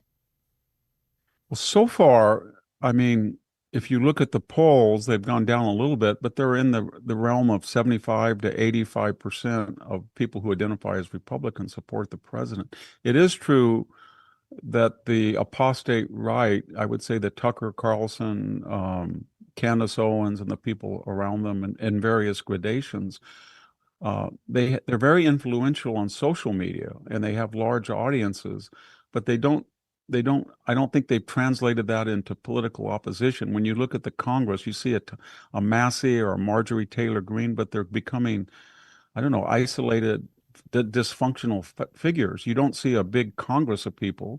Maybe stealthily they're going to the president and saying, you know what, we're going to lose our purple district. And I'm sure that's happening, but you don't really see it yet. The big danger, though, is he's got a lot of support from people who feel in the Republican Party they took risk. And if he does not enforce that, that's where the worry is going to come from the mainstream Republicans that said, you know what? Nobody likes going in the Middle East. And, we don't believe this is a forever endless war. We have no ground troops. We get that. We only were there for 40 days of kinetic. But I took a risk, and you better follow through. And I think that's the danger. And I don't, it's not from the other people. They're peripheral. Yeah. I think that this president did the right thing, which was the hard thing. And it would have been easy for him going into midterms to, push some of the economic success that he's had, to not, flirt with the idea of, okay, maybe even so, as I've mentioned before, that it might be the patriotic thing to just put the $4+ gas in your car to understand the efforts that are requiring. We've been, under the guise of climate change, asked to pay higher energy prices over and over and over again with very little reward in hand. But did this president decide to do the hard thing that prior administrations were unwilling to do in the face of it being maybe politically challenging for him? Absolutely. And the midterms aren't over yet. And I mean, if you look back for the last 40 presidencies, 95% of them lost the midterm election. That lost in the sense that they suffered a negative loss, not necessarily a loss of House, but a negative loss of House or Senate or both. But there's still 4.5 months to go. And if he can get a deal and he can enforce it, and he can point to Venezuela, and he can point to Panama Canal, and he can point to things that were safer. I don't remember what was in the news 4.5 months ago, to tell you the truth. And then if he could, there's a lot, people forget there's a lot of speculation going on, and people have bought high-priced oil futures. And if that strait's open, you've got 250 super tankers with 1 million, 2 million barrels of oil, and they're going to want to unload it. And we are at record production. Venezuela's gone up 300,000. Russia is being allowed to sell it. And you get the impression that oil, and therefore gas, might be a lot cheaper than it is today by November. And then finally, we don't know the effect of the redistricting wars, but it does seem that the Republican legislatures are in the majority, and they have been underrepresented, and the left has been overrepresented. And they could pick up 4 or 5 seats there, and we don't know the effect of the Supreme Court on racial gerrymandering. So there's maybe 4, 8, 7, 9 seats we don't know. I think they're going to hold the Senate. So it's not all over, and I think that's pretty clear. Everybody said, well, he's lost the midterms. He hasn't lost the midterm. History says he has, but you never know with Donald Trump. Yeah. You never know. Yeah, absolutely. Well said. Victor Davis Hanson, a true pleasure to have you on the show with us. Thank you for giving us some of your afternoon. We're grateful for it. Thank you for having me. Of course. Talk to you again soon, we hope. Victor Davis Hanson is a senior fellow at the Hoover Institution and just incredibly well-researched and spoken on these deep issues. His book is coming up, The Counter-Revolution, The Fall and Rise of Donald Trump and the MAGA Movement, on X at VD Hanson. Go check him out there. We'll break real quick. The YouTube poll, we kind of pairs up with our guests in the 12 o'clock hour, Rachel Reisner with the Freedom 250 event. You want to go down to Washington, D.C. or over? I guess from here it'd be over. You want to go over. Is that a Midwestern thing where we refer to anywhere just in the proximity of where we are, but from a flat map? Like you go up to Michigan. Does the rest of the country talk about that? Since we're right in the middle, we can kind of say over, up, down, whatever. Do you say that? Rachel Reisner was with us in the 12 o'clock hour talking all about the Freedom 250 event. You go to freedom250.org. Victor Davis Hanson just with us here on the Annie Frey Show. We'll be right back.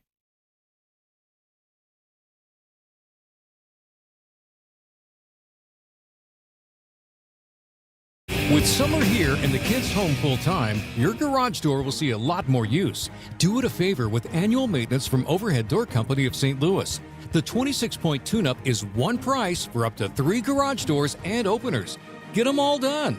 Trusted in St. Louis for 100 years. Always look for the genuine, the original red ribbon of Overhead Door Company of St. Louis. Since 1926, they're never going to steer you wrong. Schedule online at overheaddoorsstlouis.com. Gentlemen, Mark Cox here. When's the last time you actually felt like yourself? Victory Men's Health specializes in hormone optimization, sexual health, weight loss, and longevity.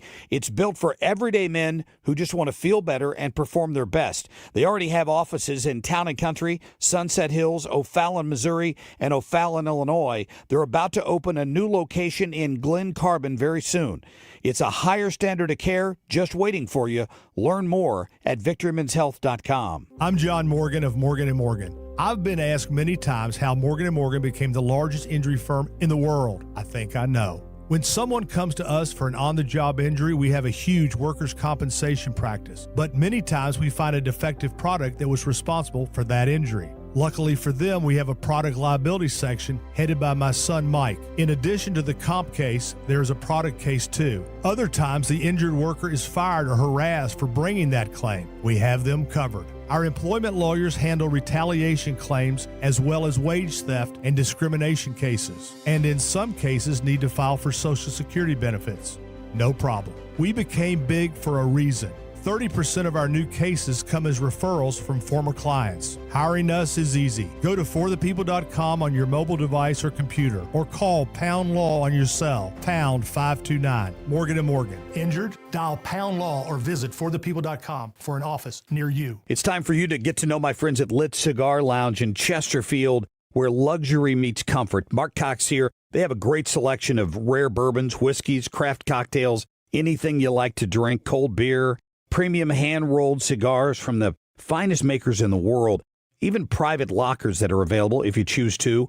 Perfect for date nights or business meetings, and live music every Friday night. Family-owned and operated. Check them out in Chesterfield at the District. It's litstl.com. Summertime is finally here. It's time to take advantage of Zero Res's best deal of the summer. Mark Cox here. You know Zero Res can handle every surface in your home. Carpets, tiles, grout, hardwood, laminate, upholstery, all of it. And right now they're having a flash sale. 3 rooms for $129 plus a 4th room for free. Take advantage of this while you can. Call them up or go to their website. That's ZeroResSTL.com. Tell them you want the 97.1 special. Don't let tax refund worries hold you back. File now with TurboTax on Intuit Credit Karma. They'll find every credit and deduction to help you get every refund dollar you deserve, or your money back. Start filing today in the Credit Karma app. Annie Frey is St. Louis conservative.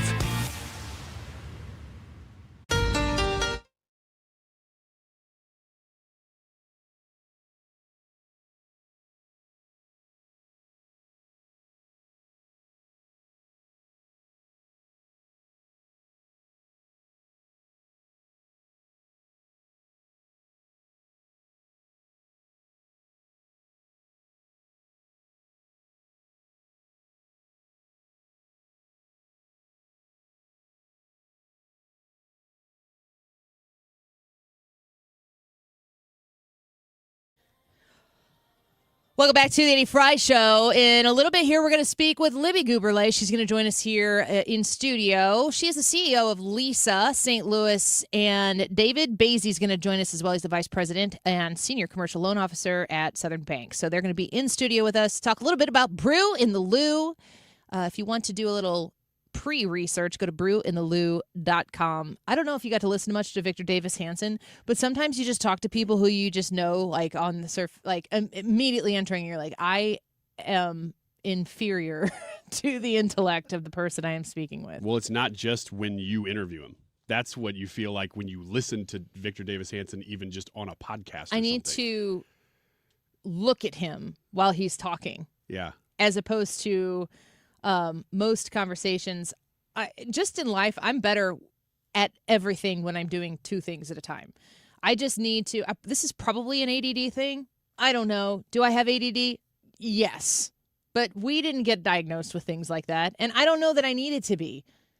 I know that all of the struggles, I was maybe in high school, like maybe 3.8 GPA type of deal or whatever. But all of my academic struggles, like if you just look at that and you didn't struggle academically, that's a great GPA. I struggled all the way through high school because I was a procrastinator, a crammer. I just made it so hard on myself all the time. if I were to basically exercise one part of my brain with something maybe a little repetitive or, like doodling or something like that, I am able to auditorily retain so much of what I hear. But then there are some times where I'm talking to a Victor Davis Hanson and I just need to focus on him and not allow anything else to come in because he just speaks in a way that I feel is intellectually superior to the way discourse is normally participated in. Yeah, it's clear that he can jump from topic to topic too and know a lot about all of them. Yeah. At the very end of what you guys were saying there, I heard him, you guys were talking about gas prices and I think probably concluding a conversation about Iran. And then he jumped to the GOP advantages in future elections just suddenly and was talking about all that like on the drop of a dime.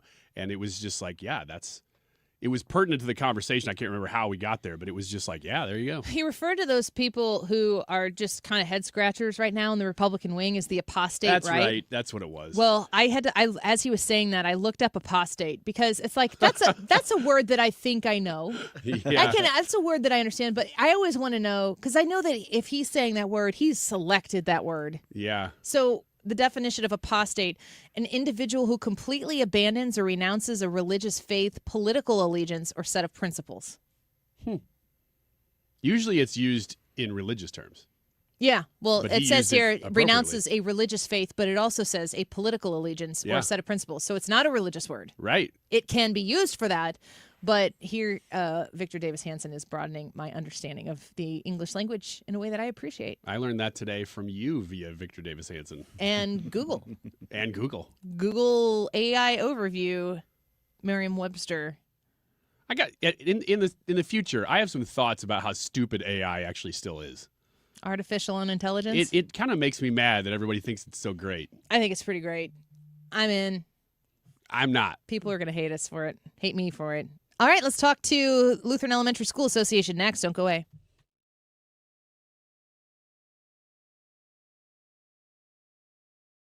Hey, it's Mark Cox. Take your lawn from good to great with my friends at Lawn Enforcement. I'm talking expert lawn care services to keep your lawn in order. And here's what they'll do for you. Anybody can mow your grass. At Lawn Enforcement, they want to enhance your property. They'll do the mowing and the trimming. They'll fertilize and implement a weed control program and erosion control, which includes retaining walls if you need it. They can landscape. They can design and install your flowers, your shrubs, your trees, all of your hardscapes. No project is too big or too small for my friends at Lawn Enforcement. You can check them out online at yourlawnenforcement.com. So instead of envying your neighbor's lawn, your neighbors are going to be wishing they had the lawn and landscape that you have. Go ahead and enjoy your space. Be proud when you entertain your friends and your family. They've been in business for over 30 years. Be sure and tell them Mark Cox sent you. Go to yourlawnenforcement.com. If you suffer from burning, tingling, or numb feet, pay special attention as we discuss neuropathy with Dr. Patton, D.C. Doctor, what is neuropathy? Peripheral neuropathy is nerve damage to the feet and legs. What are the symptoms? The symptoms are numbness, burning, tingling, pain, and loss of balance. Is neuropathy treatable? It's absolutely treatable, and we have amazing results. If you have burning, tingling, numbness, coldness in your feet or hands or balance issues, call us at Comprehensive Integrated Health today for a nerve damage screening. The screening will tell if you're at risk for serious complications and if you're a candidate for our cutting-edge treatment program. Don't wait until your symptoms are so severe nothing can be done. End-stage neuropathy leaves people confined to walkers, wheelchairs, and even amputations. The first 10 callers will receive a free nerve damage screening. Call 636-538-5188. That's 636-538-5188 for your free nerve damage screening. 636-538-5188.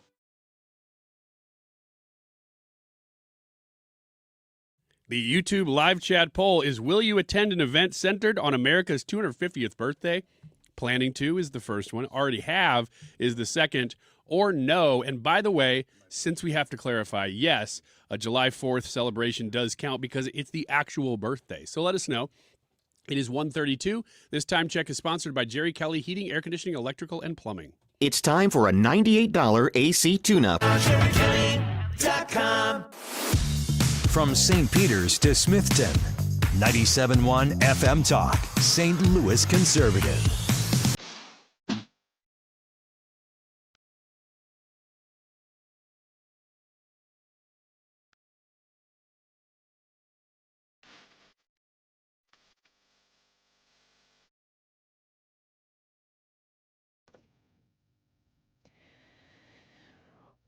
Welcome back to the Annie Frey Show. We've had such a packed show, but it's always fun when we have guests in studio with us. And we are joined now by Libby Gutberlet, the CEO of LESA STL. That's the Lutheran Elementary School Association, near and dear to my heart.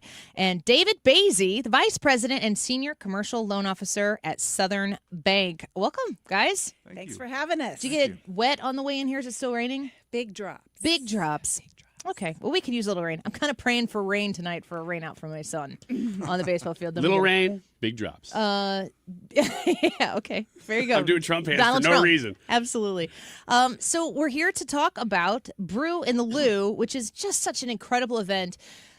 Libby, I know a lot of people who know about Brew in the Lou, but don't necessarily know that it's on the surface. They've just gone. Friends have brought them to Brew in the Lou. Yeah. It's such a staple event in St. Louis, and it's happening on October 10th this year at Francis Park again, and I have put it officially on my schedule, and you've got some cool announcements today along with Brew in the Lou. We're excited. I know it's summer. I know it's June. It's hard to be thinking about Oktoberfest already, but man, time goes really quick. Yeah, absolutely. And so today we're announcing our first major partnership with Southern Bank. They're coming in as our named sponsor for Brew in the Lou.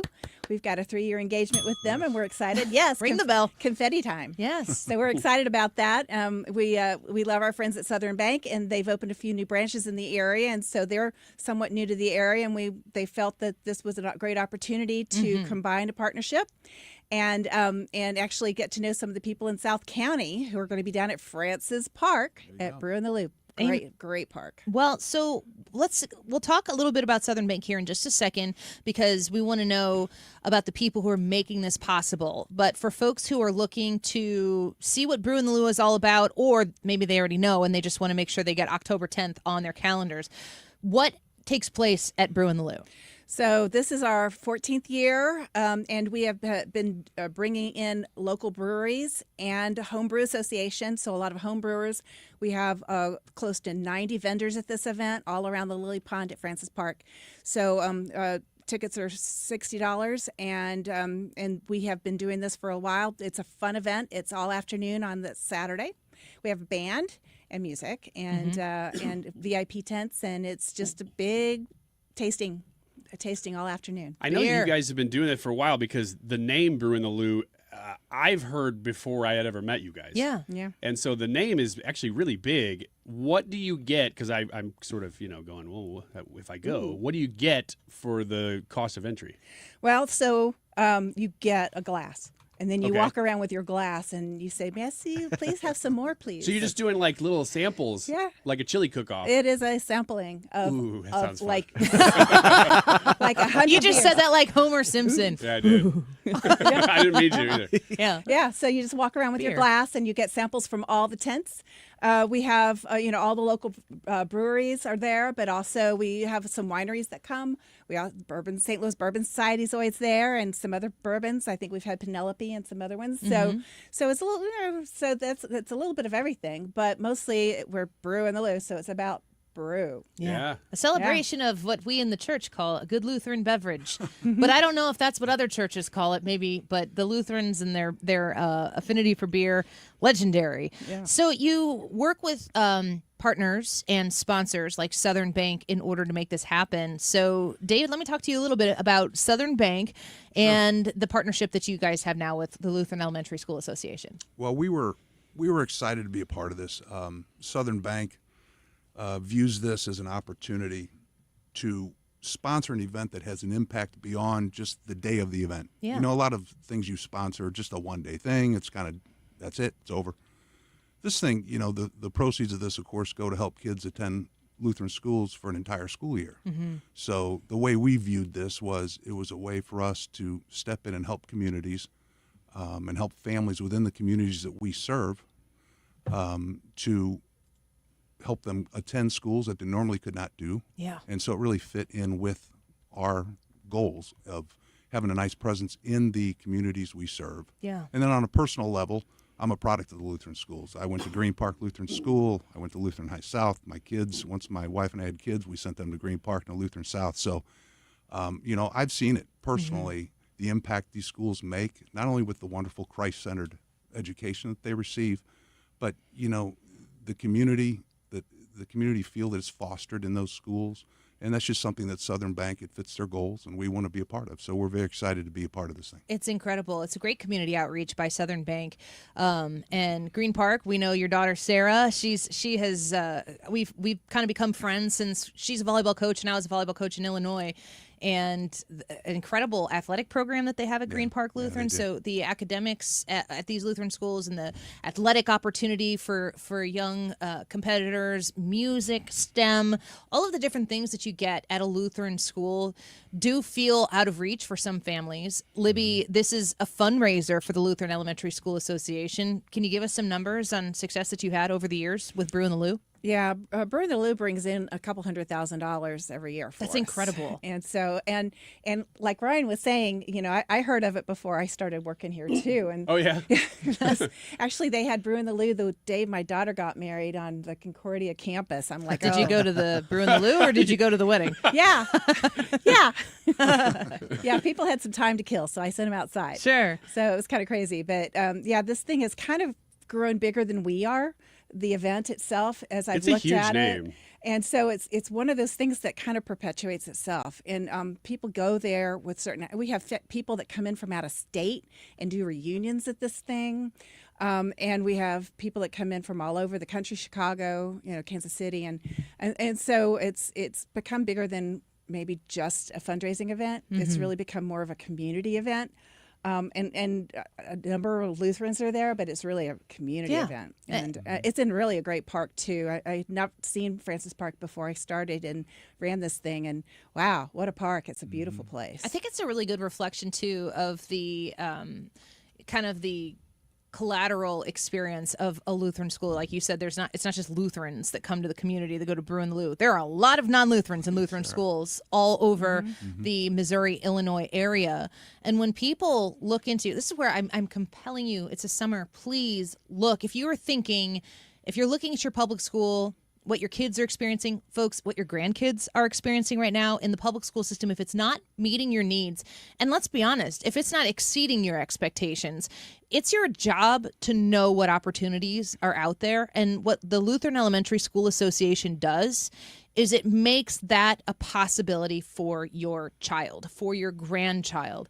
And there are, off the top of my head, 34 elementary schools? Is that 37? At 33. 33? Mm-hmm. And then 4 high schools with Washington. We got like 6 now. Yeah. 6. I mean, it's growing because folks like you are looking for an alternative. And a lot of you have thought, well, that's going to be out of my price range. It is so much more affordable than you think it's going to be. And the Lutheran Elementary School Association is there to make it possible.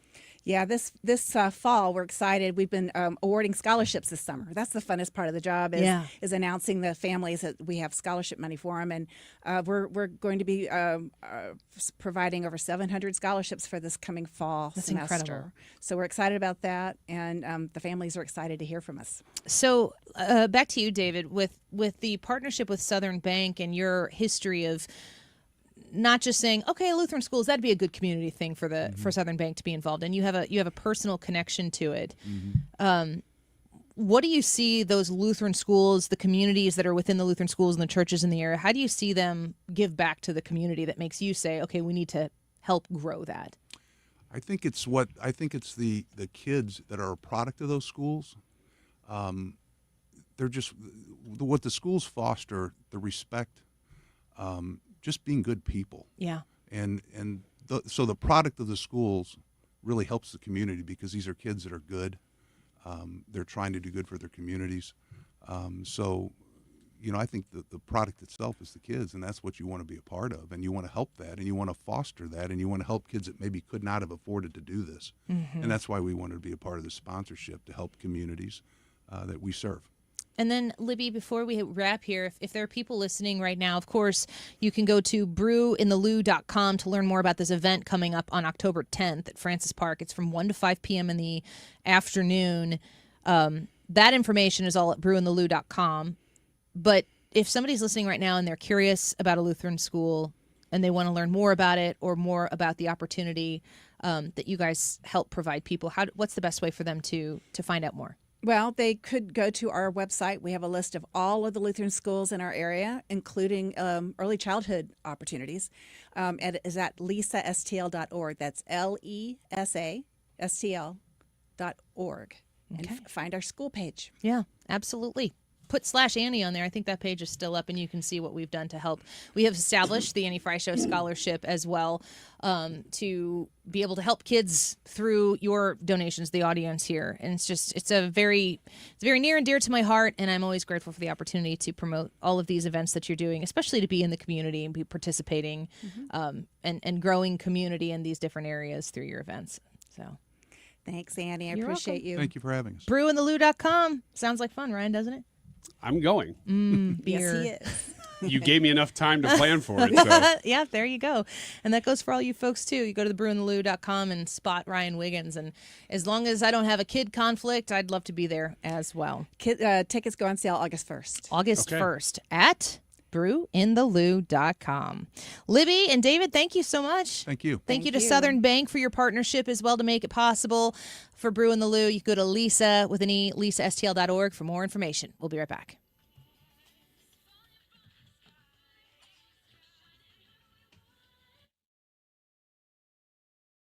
St. Louis, this is Brian Kilmeade. You know, I always have a great time when I visit you guys, and I'm coming back this November. So join me, Brian Kilmeade, by getting tickets for the show at The Factory at 971talk.com/events.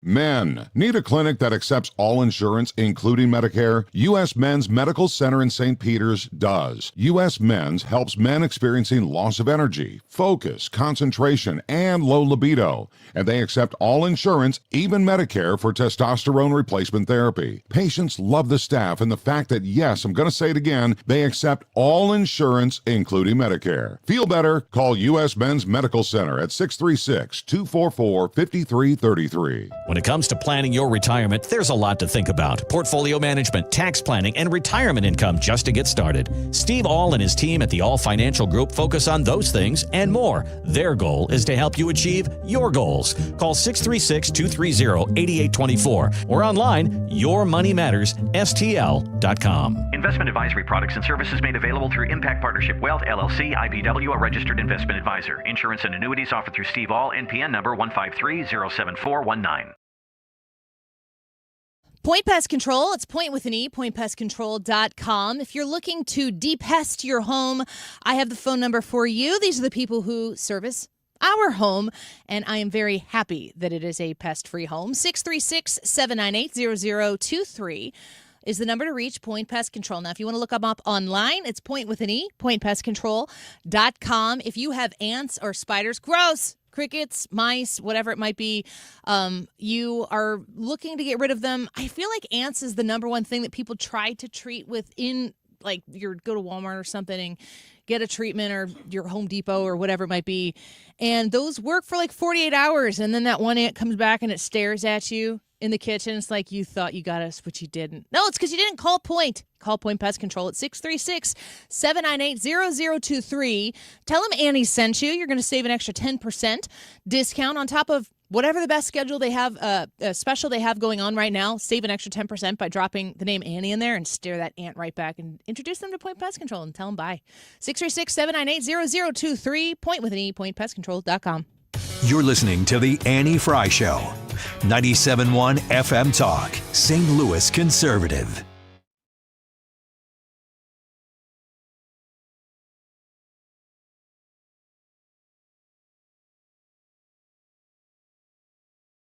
Do you know the singer of this song?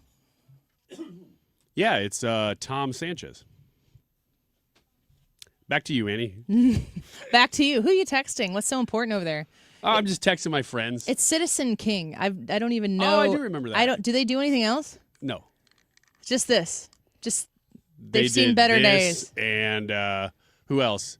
Uncle Cracker, What? Papa Roach, all the same genre, same era. Papa Roach and Uncle Cracker? Those are not the same genre as Oh yeah, they this. definitely are. Actually, this Is guy's that a little Uncle more Cracker with a hip-hoppy. C? Huh? They did like a kind of a hip hop country thing. Papa Roach? Not Papa Roach as much, but these guys and I thought Papa Roach was just angry. Yeah, it was angry. It was like not rock. for me. But they only had one song, right?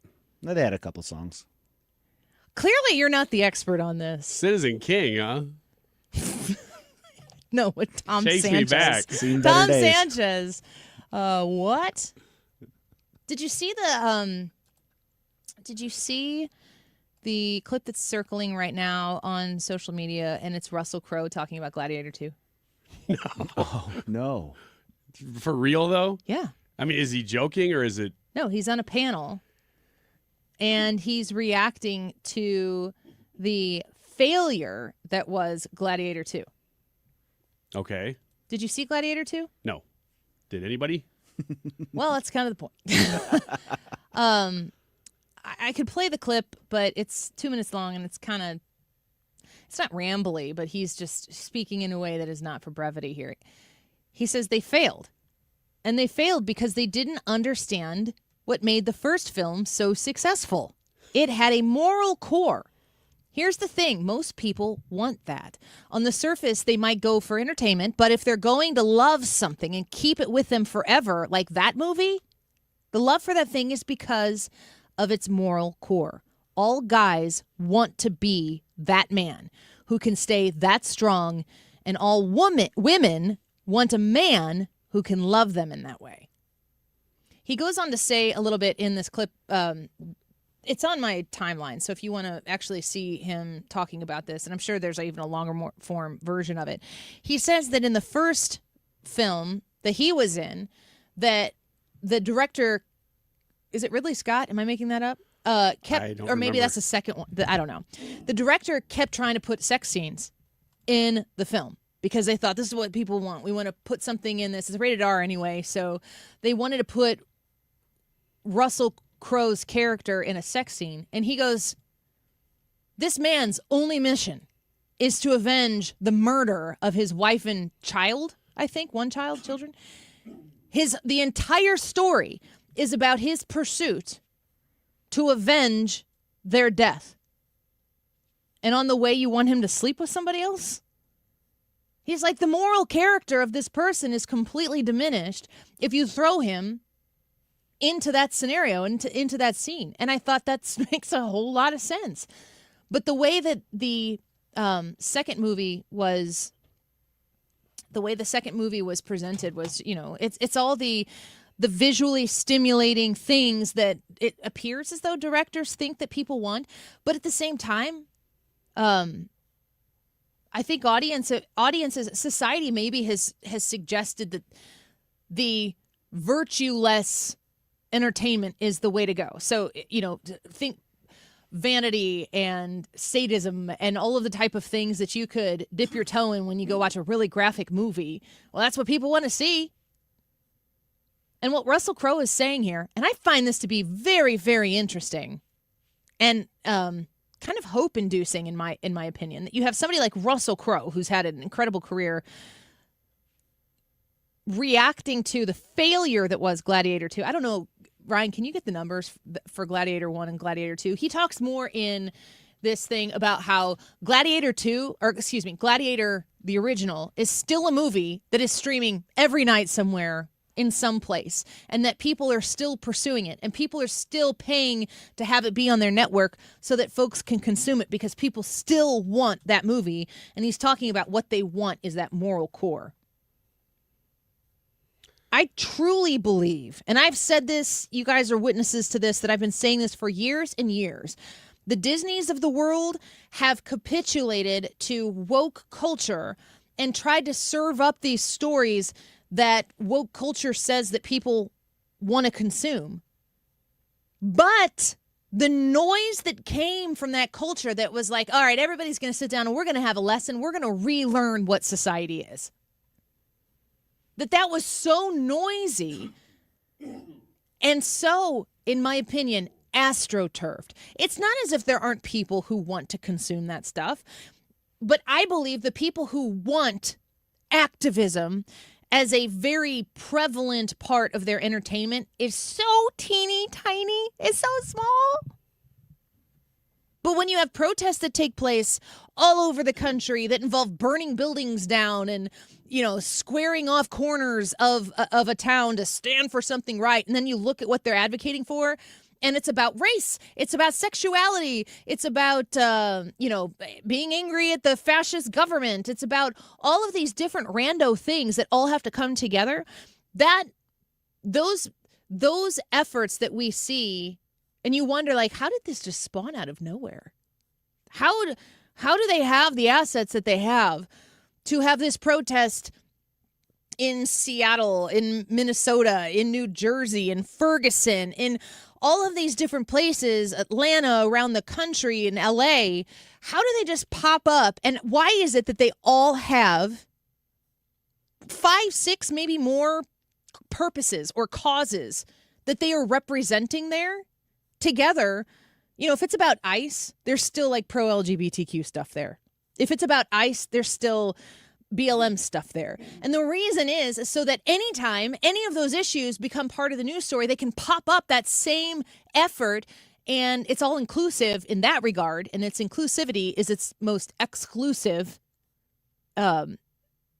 characteristic, which is to make folks like us feel like we're on the outside looking in, but we've been made to be on the outside by them because they're the ones who hold the power against us. So the exclusion of, I'm just going to say it this way, normal folks, what they have deemed as formally normal and traditional is now the bad thing. They've collected all of these different causes that in and of themselves wouldn't be big enough to reshape what normal is, but then can spawn anywhere at any time because of the funding and the astroturf. It's not real. Not the way it's been proposed to us. And then Gladiator 2 and good Lord knows how many other movies we could cite. They go out there and they make a movie and they try to serve up the most immoral or vapid stories that they don't even have to have a beginning, a middle, and an end. They just kind of serve you the thing that they think that you want. And the truth of the matter is, as noisy and loud as it has been for decades now, the population has never been that big because they won't go spend their dollar to see these movies. It's not actually what people want. And Russell Crowe is here saying people want a moral core. They want to see a guy who will die avenging his family that he loves.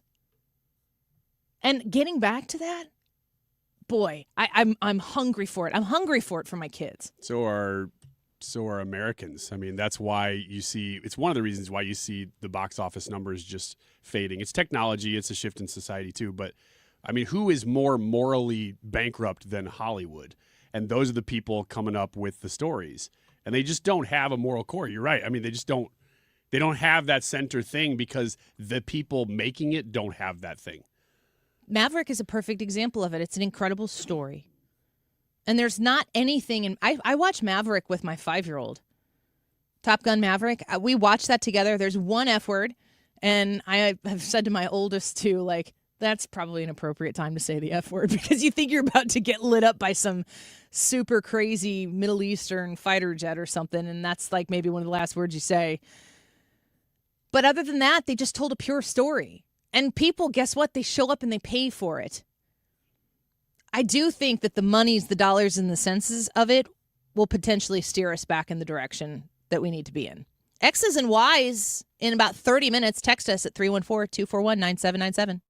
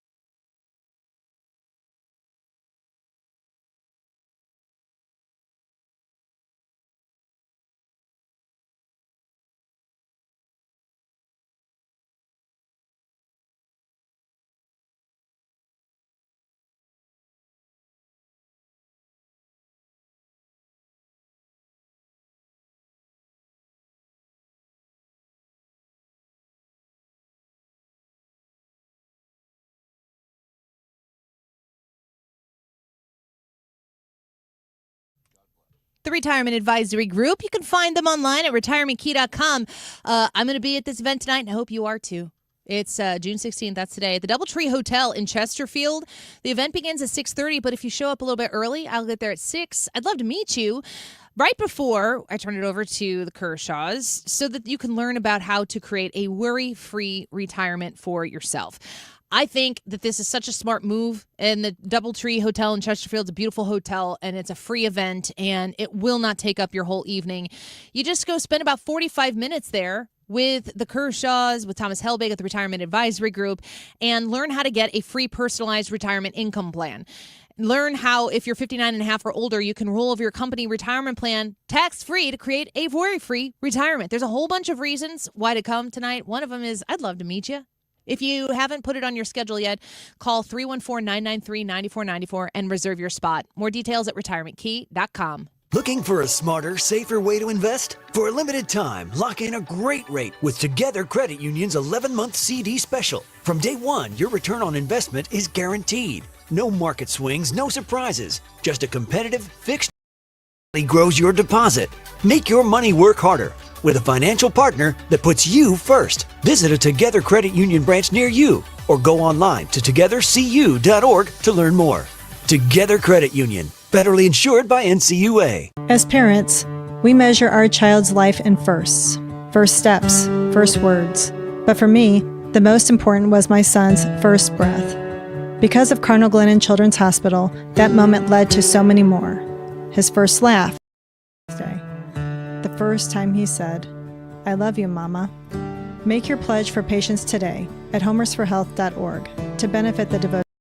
Your gift helps build a place where more childhood firsts are possible. KFTK FM Florissant from the Kaufman Townsley St. Louis's Injury Lawyers Studio. Call 314-777-7777. That's 314-777-7777. Death by 1,000 cuts. I'm Chris Foster, Fox News. Only Congress can eliminate the Federal Department of Education it created in 1979, but President Trump can't keep taking away things for it to do. Fox's Jared Halpern at the White House. The Department of Education's agencies responsible for overseeing special education and civil rights are moving to other federal departments. The Trump administration says enforcement of civil rights in education will be handled by the Justice Department and Health and Human Services. Some other responsibilities were transferred.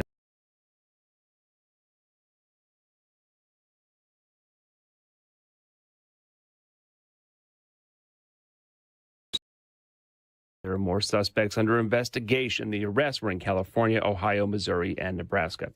President Trump denies the U.S. is investing any money in Iran as part of a memorandum of understanding to end the military conflict with other negotiations to follow. And he says he believes the deal can survive even if Israel keeps attacking Lebanon. An attack on a Hezbollah target in Beirut just hours before the U.S. and Iran finalized their deal. That was too much. President Trump not happy. Some fear Israel's refusal to pull troops out of Lebanon could put the peace agreement at risk. Iran insists Israel's war with Hezbollah has to end. President Trump says he's thinking of asking Syria to deal with the militants instead. Israel's fighting Hezbollah too long and too many people are being killed.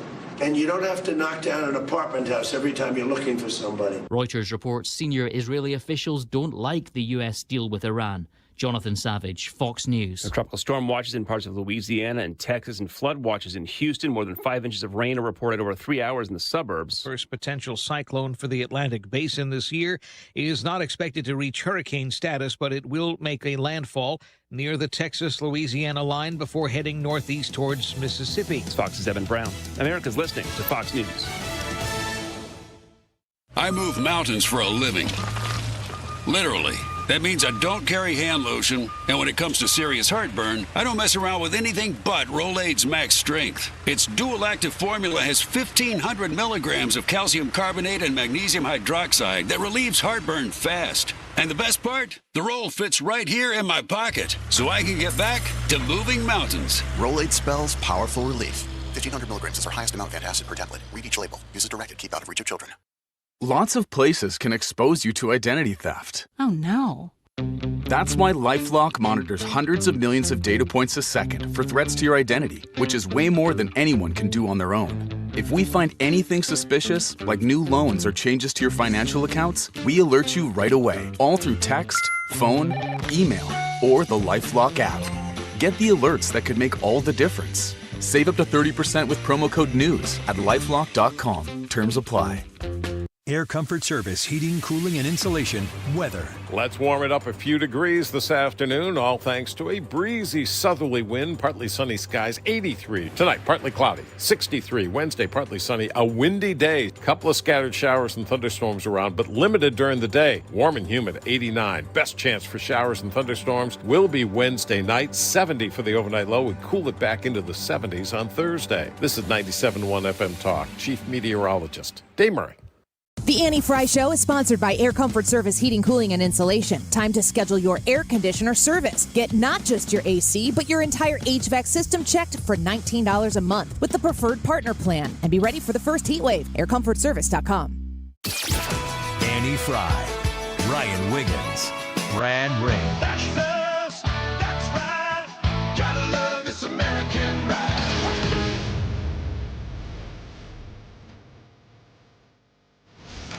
For goodness sake, kid, keep your voice down. Your father's listening to the radio. I'm not America's sweetheart. This is the Annie Frey Show on 97.1 FM Talk. Welcome back to the Annie Frey Show. Did you see that there was a huge plot to do something really bad to the UFC fight?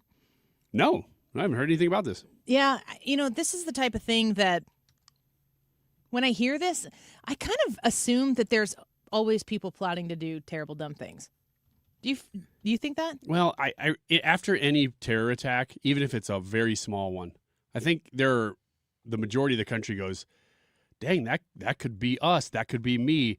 That could be this bridge. You know, anything around that's vulnerable, you go, of course that's a target. It's a little surprising that nothing is or isn't as often as it should be. The Fox News report here, FBI disrupts alleged explosive drone plot targeting White House UFC event.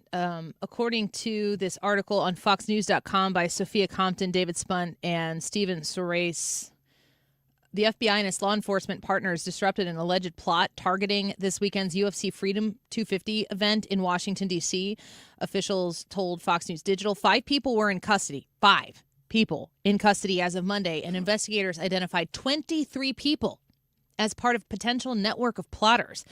The alleged plan involved using explosive-laden drones to hit buildings near the event, force a mass evacuation, and steer crowds toward a pre-staged sniper team.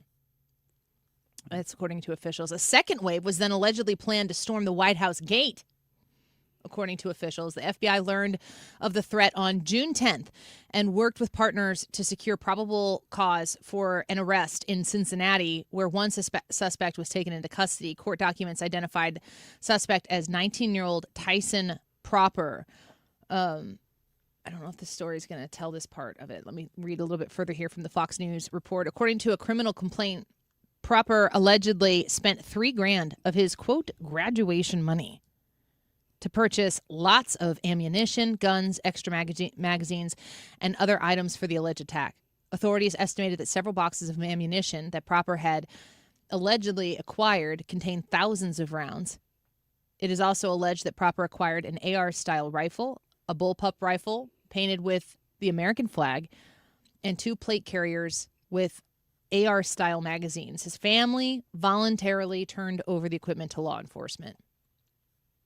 His father told officers that Proper had quit his job to meet up with people he had met online to conduct missions and recons.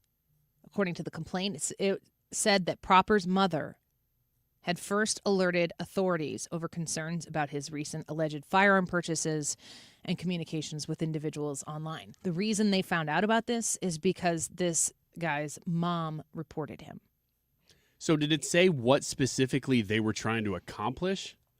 I'll read a little bit more here from the article because I do know of reports, and I just want to see if this one actually says it so I can take it from a cited resource.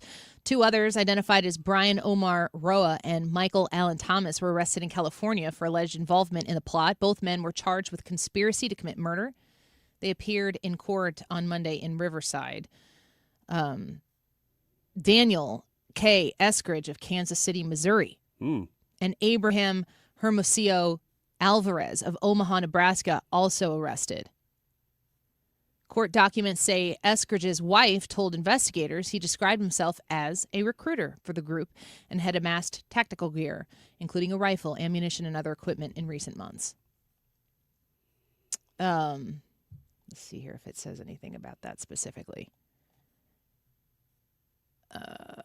In the days leading up to this weekend, our special agents, this is from a Secret Service director, in the days leading up to this weekend, our special agents, mission support personnel, and technical security teams worked around the clock to identify those responsible and hold them accountable. Equally important to our protective mission is ensuring accountability through the justice system. To that end, our formal comments regarding the specifics of the case will not be made through court filings. They have evidence of an initial review of one suspect's iPhone identified at least 23 Signal users discussing pre-operational activity. One suspect allegedly told investigators the goal was to target capitalist elites, billionaires, or politicians who received donations from the American Israel Public Affairs Committee, also known as AIPAC. Oh, my gosh. And that is what I had heard. Amazing. So, again, we are finding ourselves in a, I guess, foiled attack, which could thank the Lord in heaven that they were able to foil this attack. They said they learned about it on June 10th. So today's the 16th, 15th. June 14th was the fight. Wow. And the event. They got this 4 days early. And were able to stop this. But, I mean, if these were right-wingers that were looking to attack that travesty of a counter-programming thing, that would be all that anybody would be talking about right now, wouldn't it? Yeah, and I hadn't even heard this. And I pay attention to right-leaning news. I mean, the story really broke today. The story really actually started to hit and become mainstream information. But it's happening again. I mean, if it's almost as if you are a conservative in public with other conservatives, you might not be safe. I just don't know, because this is like a White House event that they were trying to attack. We just had the White House Correspondents' Dinner where somebody tried to assassinate Trump again. I don't know the answer to this question. I don't know there is an answer, but I'm going to ask it anyway. What is it about Trump that brings out the demons? Because it is never ending. Well chosen word. It is, and it is people who are nuts. They think that he is the source of all their problems, and they think that it is worth it to sacrifice their lives for the cause of killing whoever, usually Trump, sometimes the administration, in this case, people associated with it, with the White House event. I don't know why he makes that more than any other conservative Republican that I've ever seen, but he does. I think it has to do with his... I think the only thing that makes sense to me is that because he didn't come from the inside, that makes him not controllable or manipulable or threatenable. Is that a word? And therefore he's a threat to whatever exists on the inside because he comes from the outside. And it almost feels to me as though they probably tried to acquire him and he was uninterested. So it feels to me like the only reason for people to act this way is because they feel threatened. And, there are reports now that today, we've got clips of Gavin Newsom talking about how the Justice Department is investigating his wife. Do you know about that? Yeah. I guess she produces content that's basically a gender theory kind of content, and then the movies that she makes get shown in schools, and then they pay $1,500 to screen the movie to her company, and it seems a little sketch. And again, I always ask myself, well, if the roles were reversed, and a Republican was doing this, would the Democrats have a problem with it? They'd be apoplectic because of it. If you had an abstinence video, hey kids, save yourself for marriage. Avoid STDs and teen pregnancies. And invest in long-term marriage. Those don't sound like good things. I didn't quote scripture either. If that was happening and Sarah Huckabee Sanders' husband was making videos like that, and then Arkansas was requiring or persuading people to show him in classrooms, and then Mr. Sanders was making bank off of, millions of dollars. She's made a couple $1 million off of this. Would anybody have a problem with that? Of course they would. Yeah. Of course they would. I did read up on that story. That's an interesting story because that seems like pretty clear coercion of fraud. And if it involves other things, that's what I'm interested in, because Axios reported that they have also been investigating for several months his chief of staff and some current staffers. So you go, okay, is that all related to that one thing? Or is it related to more things? We know that California seems to have some problems. I just hope that if they're doing this, that they have more than shells on a beach. Thank you. Say no more. All right. Well, we owe Ethan an extra minute today, so we're going to break earlier because he was super demanding out there. Why was he yelling at you? He just yells. Yeah? It's one of the reasons I don't like him. He's just belligerent and unkind. And when you hear That's not nice. I'm just telling you the truth. This is what we all have to deal with. That's why he's not in here a lot. He's the He's the nicest person on the show. That's not true either. That's factual. No. He's the nicest person working on the show right now. He's nicer than I am, that's for sure. Well, we'll let him say that on his own. And he's standing in the window just singing as if he's Celine Dion, like his intro or something. It's gross. We have to tell him he's better than Celine. He makes us. Yeah, I could do this for the rest of the hour. I mean, I'll just keep going too. So Ethan next. Don't go away.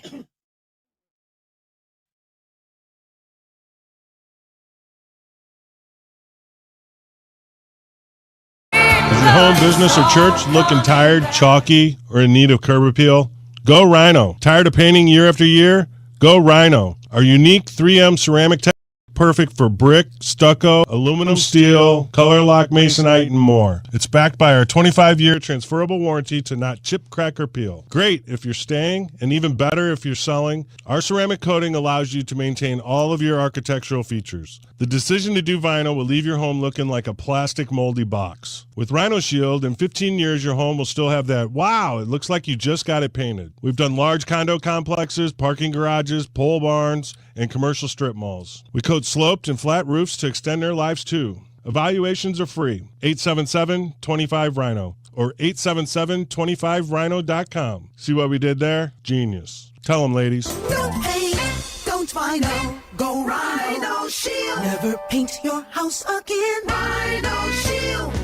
I'm John Morgan of Morgan & Morgan. If you've been injured in a car accident, call America's largest injury law firm. For over 35 years, my mission has been to deliver more for our clients, to deliver more for you. If you or anyone in your family has been injured in a car accident, call us now, as the time to file a claim may be limited. Last year, more clients hired Morgan & Morgan than ever before, protecting America, fighting for you. Morgan & Morgan. Injured? Dial pound law. The choice of a lawyer is an important decision and should not be based solely upon advertisements. Past results afford no guarantee of future results. Every case is different and must be judged on its own merits.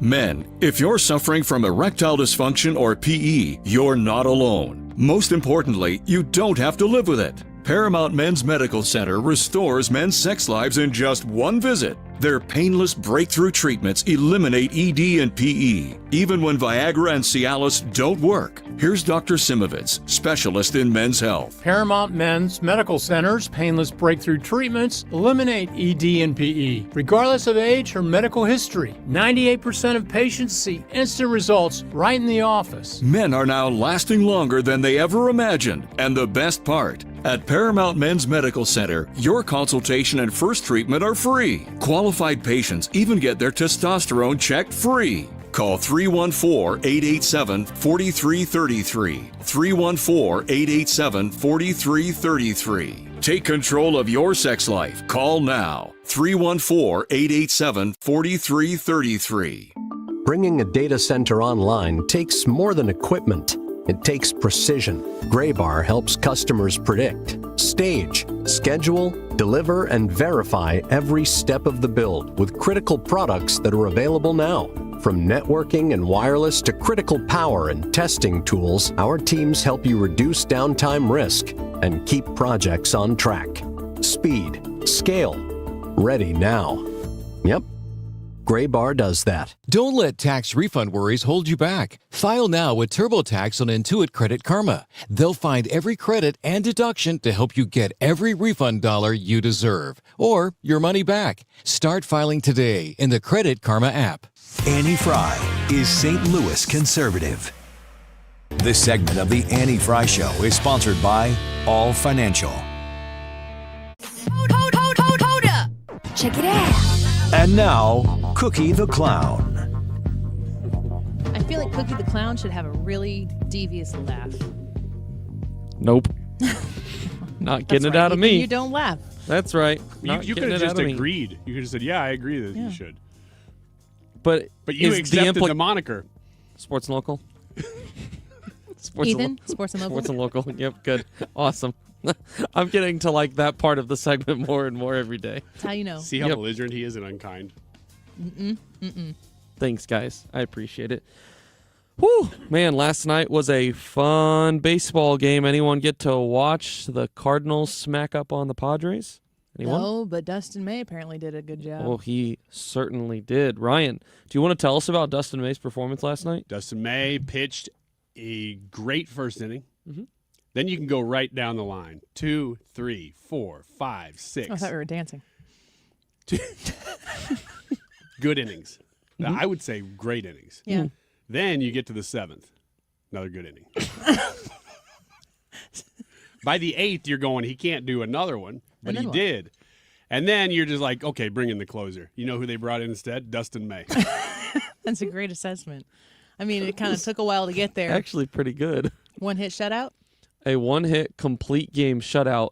The funniest part about everything you just said is that the 7th inning was the only inning that wasn't perfect. It was the only inning that guys got on base. But you were you didn't like, know that. The first 6 innings were very clear, You nice didn't and know easy. that. And then you said, but the 7th, still a good inning.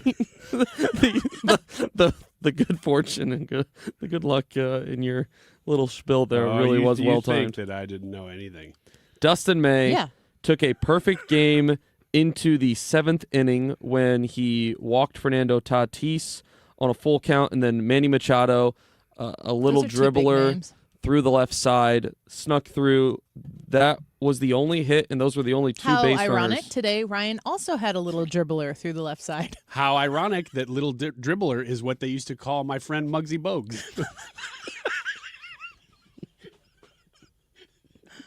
Ethan? Sports local. It's so not fair. It's just not fair. There's just a contingent of people listening that loved what Ryan just said. They do exist. It's really small. You tune into this show for Muggsy Bogues jokes. And if you don't know, go watch Space Jam.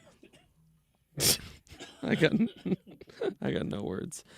Jimmy Crooks had a 2-run double, and Alec Burleson added an RBI double as well, as the Cardinals now have won 8 of their last 11 ball games. Not bad. May struck out 9, walked only 1 batter.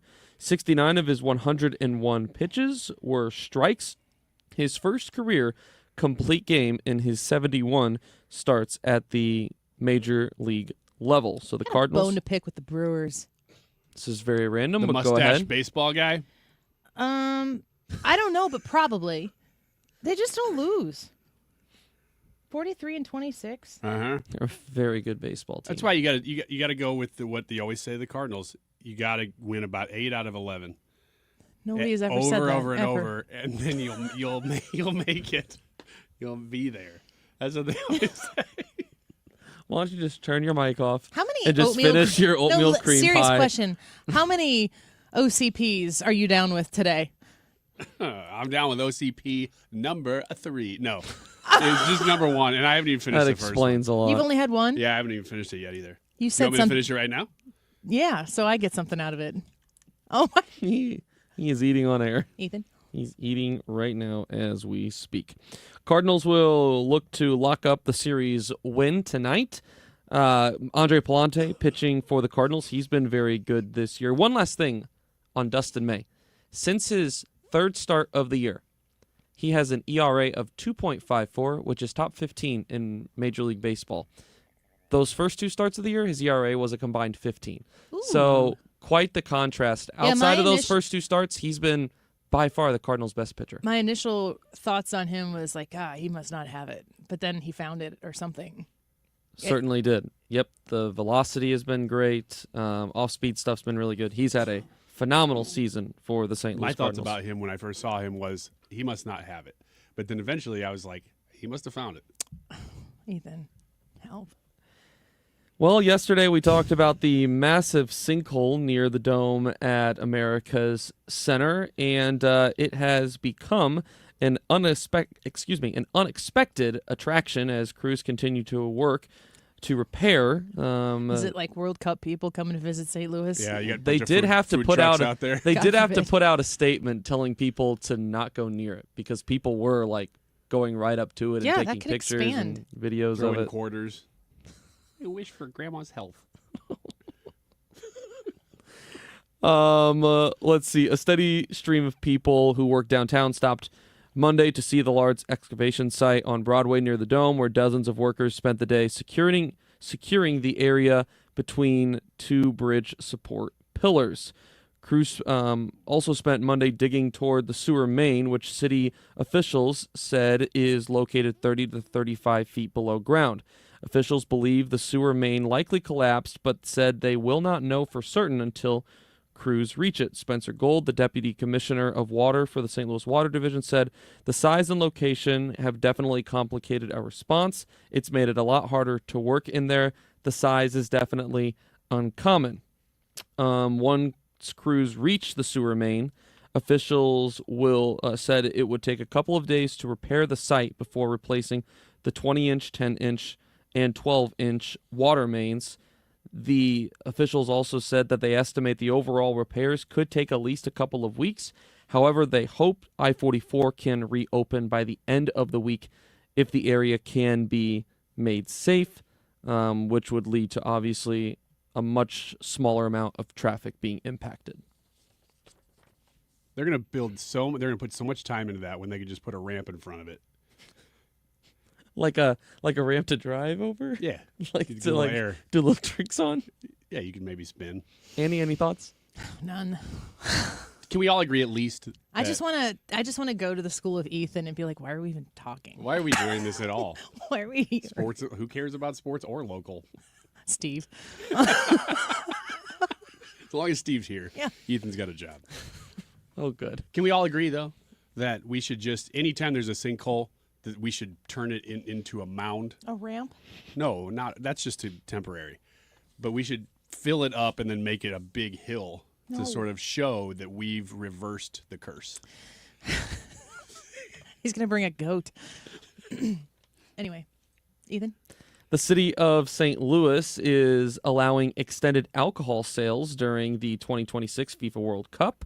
The city has not opted out of a temporary Missouri law that allows licensed restaurants and bars to serve alcohol on a near 24/7 basis during the World Cup. In Missouri, a temporary law will allow eligible establishments to extend alcohol sales from 6 a.m. to 5 a.m. the next day, specifically from June 11th, so the end of last week, to July 19th of 2026.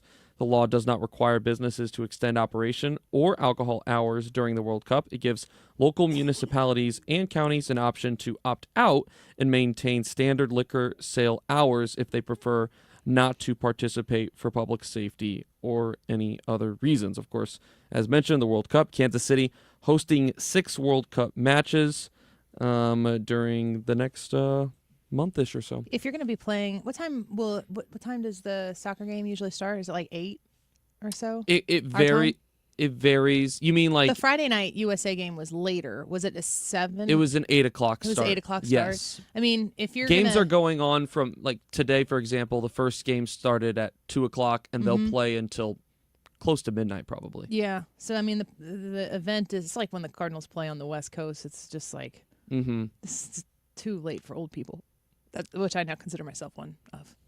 Do you now? Yeah. Does that mean that we have the ability to say that to you as well?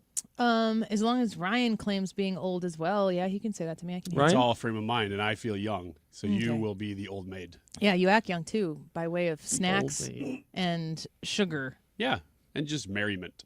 Mhm. And That's what young people say. Merriment. I sort of skip around the office. One more, Ethan? Like a child. Amazon announced on Monday its plan to invest $10 billion to build a new data center campus in mid-Missouri. According to a news release from Governor Mike Kehoe, the project is set to be constructed in Montgomery City, creating 400 direct jobs and generating hundreds of millions of dollars in tax revenue over the next 25 years.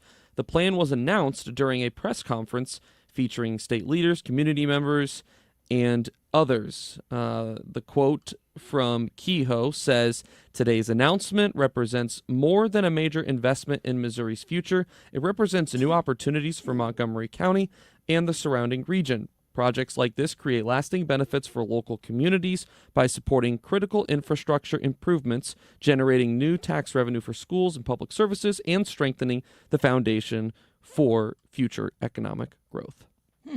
Data centers, man. It's been a surprise at how much people have pushed back on them. Yeah. I also don't know that I don't think people feel like they understand them. And I feel like the people making the decisions to put them in don't understand them. Like maybe there's a way to do this and to do it right, or a place to do it right. But I feel like there's a big rush. I mean, that's why a lot of these incentives are there, right? To get people in a hurry to get stuff done. I just feel like, for me, I'm like, I need to know more information before I'm supporting it or against it. I think a lot of people are in that same state of mind. It's one of those things, if you wait too long, then you're going to fall behind. Yeah, you're going to get other left behind. countries, specifically China. Yeah. Simultaneously, you want to make sure that you're doing it the right way, and you're not, you're making sure that American citizens have the right to choose where these are going. And so I think there are areas where it makes sense. But like you said, I think a lot of people just want to have more information about how it's going to impact them. Yep, I'm one of them. All right, let's take a break here. X's and Y's when we come back. We love answering your X's and Y's questions. This is where you get to ask questions about boys and girls. Why are they like that? Why do they do that? What would you do if? All of those types of thoughts that you might have, you can send them directly to us. Just put XY at the beginning of your text message to us, and Ryan will be able to flag it real quick on the text line as it comes in to 314-241-9797. Text 314-241-9797 with your X's and Y's questions. We'd love to have them. We'll be right back.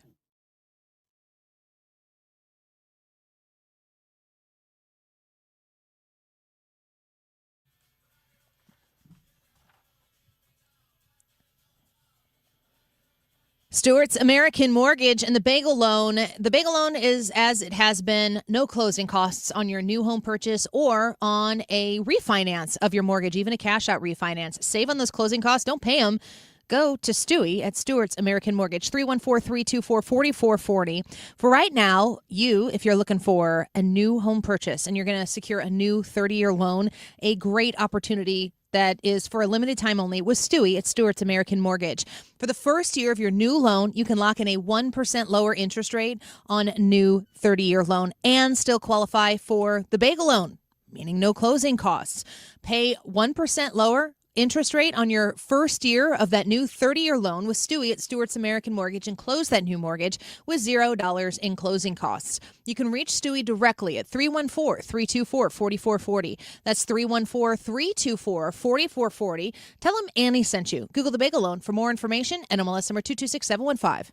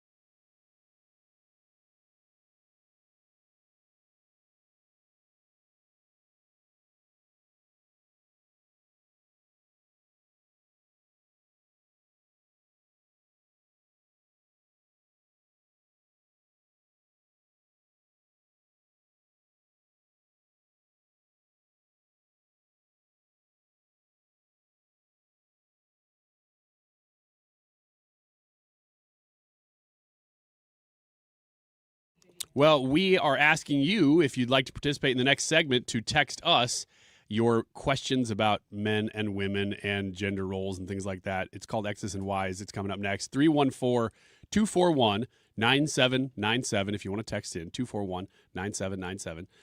And we've asked you the YouTube live chat poll question. Will you attend an event centered on America's 250th? We've asked you to send in those events, and this person on the text line sends in the Pink Elephant Antique Mall in Livingston, Illinois, is doing a 250th celebration of the USA this Saturday. Oh, it's coming up soon. This Saturday, we I guess this is them texting us, will also be celebrating 100 years of Route 66, which that is on, doing a barbecue contest, Jeep fun run, car cruise, and Heroes celebration. I think everyone knows the Pink Elephant on the way to Chicago. You might know it as On the Way to Chicago, but that's what you know. Livingston, right? You've definitely seen it, yeah. Arch Helicopter will be there. Sounds like a big event. So that is going on this Saturday at the Pink Elephant. Thanks for texting that in. Appreciate that. 2:34. This time check is sponsored by Jerry Kelly Heating, Air Conditioning, Electrical, and Plumbing. It's time for a $98 AC tune-up. Real talk, today's issues. 97.1 FM Talk, St. Louis Conservative. X's and Y's. All right, Ryan, you said you had a banger to start us off with here. Absolutely. X's and Y's, where we ask questions about the difference between men and women. Do women try to send a message to men through the clothes they wear? Let me say yes, with the caveat that a woman might send a message to her man through the clothes she wears. What about to men in general, or I guess you could say people in general, but really specifically since it's X's and Y's men? Am I married? Are we talking single women or married? It can be either. It doesn't matter. If you're a married woman and you're wearing clothes to send signals to men, that is cheating. You should not do that. It's not necessarily sexual signals, though. I'm just asking any I, message. I'm sorry that I have reduced men to... We're far more than that. Give me an example. Russell Crowe. Sir, no. Give me an example of a signal that a woman could show to a man that she would put on so she could show men something that isn't sexual. She could be trying to show that she is very professional and a boss or in control. I don't think that she does that for men. If she's doing that for whomever For is everybody. there. Just to identify or characterize herself through her clothes. It's not for men. I guess the better question would be, are women trying to send a message about their personality out to men? No, I don't think it's a gender through the thing. way that they are dressed. I think the only time it would be a gender thing is when she is looking for the male gaze. Z. Do you think women do? Do men wear clothes for women? You know what I men? don't You know think what so. men wear for women? Cologne. Yeah. I don't ever wear cologne. It's I'm because just you don't trying need to make sure I don't smell bad. It's good. How long you been married? 20, or close to 20. Good job. Thank you. Closing in on it. Yeah, that's my question. So, Do men wear clothes for women? I can't speak for all men on this. I never have. No, never really tried to convey a message with clothing. And I think that might be why I didn't have a lot of success in the dating pool, because I would just kind of wear whatever to a date, and maybe it would be better to dress up. I've always heard that a man, you are what you wear. Because You've always heard that? Yeah, it's a long time saying. Are you? Is this a joke for like this moment in right time? No, not at all. It's a real statement that I'm making right here, right now at 2:38. While wearing what? Trust me, I'm a Dr. Pepper shirt. Now, there's irony in that, I understand.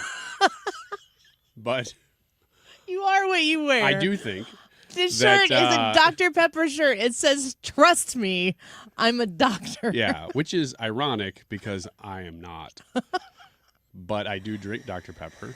Mm-hmm. And Mr. Pibb just became Mr. Pibb again. I'm glad to Brad, see that. your next question. He's going to ramble. Yeah. What makes a girl catty? The way I don't know. You tell me what you think makes a girl catty. I have no idea. I hear girls talk about other girls as You don't know what it means to be catty? Right. Because men can be catty. Yeah, I don't know what any of that means. Let's look at the old Google here and see what Google says. Ryan, what makes a woman catty? You want to go up against spiteful, malicious, or underhandedly unkind? Okay. Is cattiness gendered? Yes. Absolutely. Based on that definition, I think we have other words for it for guys. What is the other word? Beehole. A butthole? Mm-hmm. You said it, though. Could be named after a certain appendage. Yep. But that's not, catty is an adjective. It's not a noun. Yeah. Well, you could add Y to being a blanky kind of guy. Okay. Oh, that's great. Yeah, this is really good. This is great stuff. Do you want me to ask a text question? Yeah, go to the text line. If you want to text us, 314-241-9797. Because we got a bunch coming in now that we're talking about it. All right, X's and Y's. It says, when watching a date movie with your partner, do women compare the male lead to their partner? So we're talking like I am married for almost 20 years still? Yeah. Or like when dating? Anytime. It's a cop-out to say we don't watch those kind of movies together, but we don't. Okay. But if I'm watching a movie and the lead, am I comparing the lead male to Jared? No. I would never know about that lead male what I know about my husband. Man, I'll tell you what. Anytime Katie Wiggins watches, and this is apropos for the moment, and that's why I'm remembering it, soccer, she always talks about, I wonder what would it be like to be dating one of these guys or whatever. She says stuff phrase? like, she's like, oh, if my boyfriend were a soccer player and he was doing that on the field, I wouldn't like it. What does her boyfriend do for a living? He tends to ramble, and he talks trash on Ethan. Are you proposing that you're still her boyfriend? I am. Okay. Mm-hmm. Unless there's some other guy here who's dating her. I don't think that. Okay, so men are watching a soccer game or a sporting event and checking out the physiques of the men that are playing. Just like that.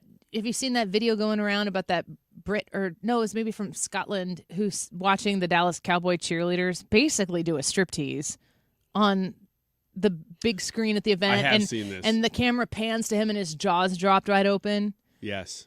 I mean, to me, that's kind of the same thing, but the women there, generally speaking, doing things that are more sexually suggestive than like the soccer players on the field. So I don't know if it's the same or not, but yeah, that's probably true. And that's probably a pretty good comparison. Do you compare women in movies to your wife when you're watching them, if there's a relationship? Brad? When I don't think this is exactly that, but I would look at that and I would identify traits that would be like, ooh, no, wouldn't want that. Me too. I was going to say the same thing. If it's negative, I'll notice it and go, oh, thank God my wife's not like that. I don't think something and go, oh, that woman's really got something that my wife doesn't. Yeah, I never look at a woman on screen and be like, I wish my wife was whatever that is. That makes sense. Honey, why don't you do this thing like Rachel McAdams does? That's Jared's favorite. I know that. Do you know who your wife's favorite is? Her crush? I think she likes Ryan Gosling a lot. Oh, he's great. She won't say it, but she likes his movies. There's a couple guys every now and then that she'd be like, oh, this actor, and she'll know a name. Like, who the heck is that? Like, I know you've been looking him up. You want more details? Who's Alexander Skarsgård? Do you know why Ryan Gosling is so attractive, though? Because he's kind of dopey and nice. He's handsome, but he is. But he's got that sad boy look.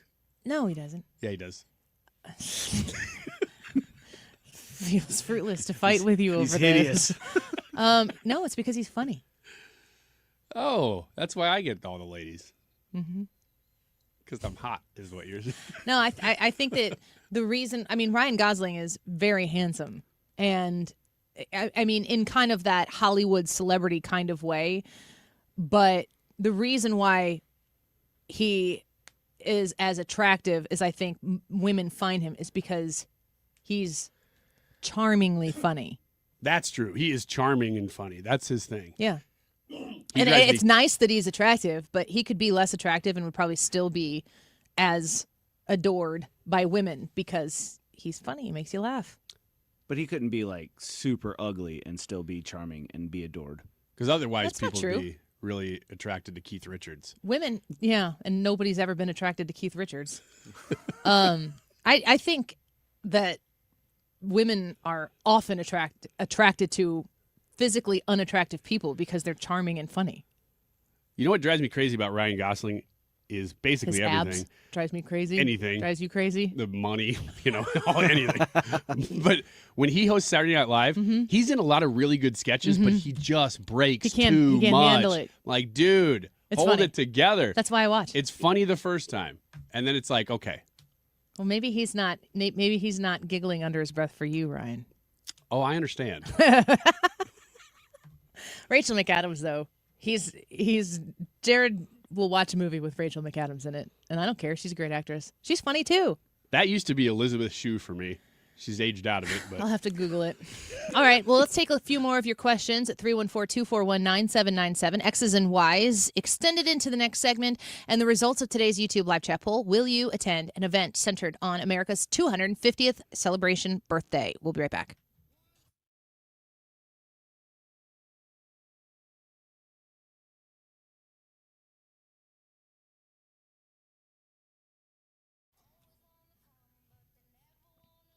HomeshieldFoundationRepairs.com is the website. If you go to HomeshieldFoundationRepairs.com, you'll notice they offer quite a bit of services. Of course, they talk a lot about basement waterproofing, the lifetime warranty that comes along with their work on your basement to get it waterproofed once and for all.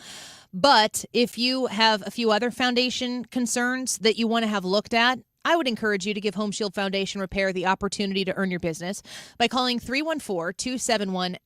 314-271-9900. The website is HomeshieldFoundationRepairs.com. And if you've got concrete at your home, on a walkway, on a patio, at work, on the way into the entrance to your office or your building or your storefront, and it needs to be fixed and leveled out, and it's your responsibility, you know it's a safety hazard, get it taken care of with Home Shield Foundation Repair. They can fix it in like a day. 314-271-9900. Call Home Shield Foundation Repair at 314-271-9900. HomeshieldFoundationRepairs.com. Hey, St. Louis, this is Brian Kilmeade. You know, I always have a great time when I visit you guys, and I'm coming back this November. So join me, Brian Kilmeade, by getting tickets for the show at The Factory at 971talk.com/events. If you suffer from burning, tingling, or numb feet, pay special attention as we discuss neuropathy with Dr. Patton, D.C. Doctor, what is neuropathy? Peripheral neuropathy is nerve damage to the feet and legs. What are the symptoms? The symptoms are numbness, burning, tingling, pain, and loss of balance. Is neuropathy treatable? It's absolutely treatable, and we have amazing results. If you have burning, tingling, numbness, coldness in your feet or hands or balance issues, call us at Comprehensive Integrated Health today for a nerve damage screening. The screening will tell if you're at risk for serious complications and if you're a candidate for our cutting-edge treatment program. Don't wait until your symptoms are so severe nothing can be done. End-stage neuropathy leaves people confined to walkers, wheelchairs, and even amputations. The first 10 callers will receive a free nerve damage screening. Call 636-538-5188. That's 636-538-5188 for your free nerve damage screening. 636-538-5188. The Annie Frey Show is St. Louis conservative.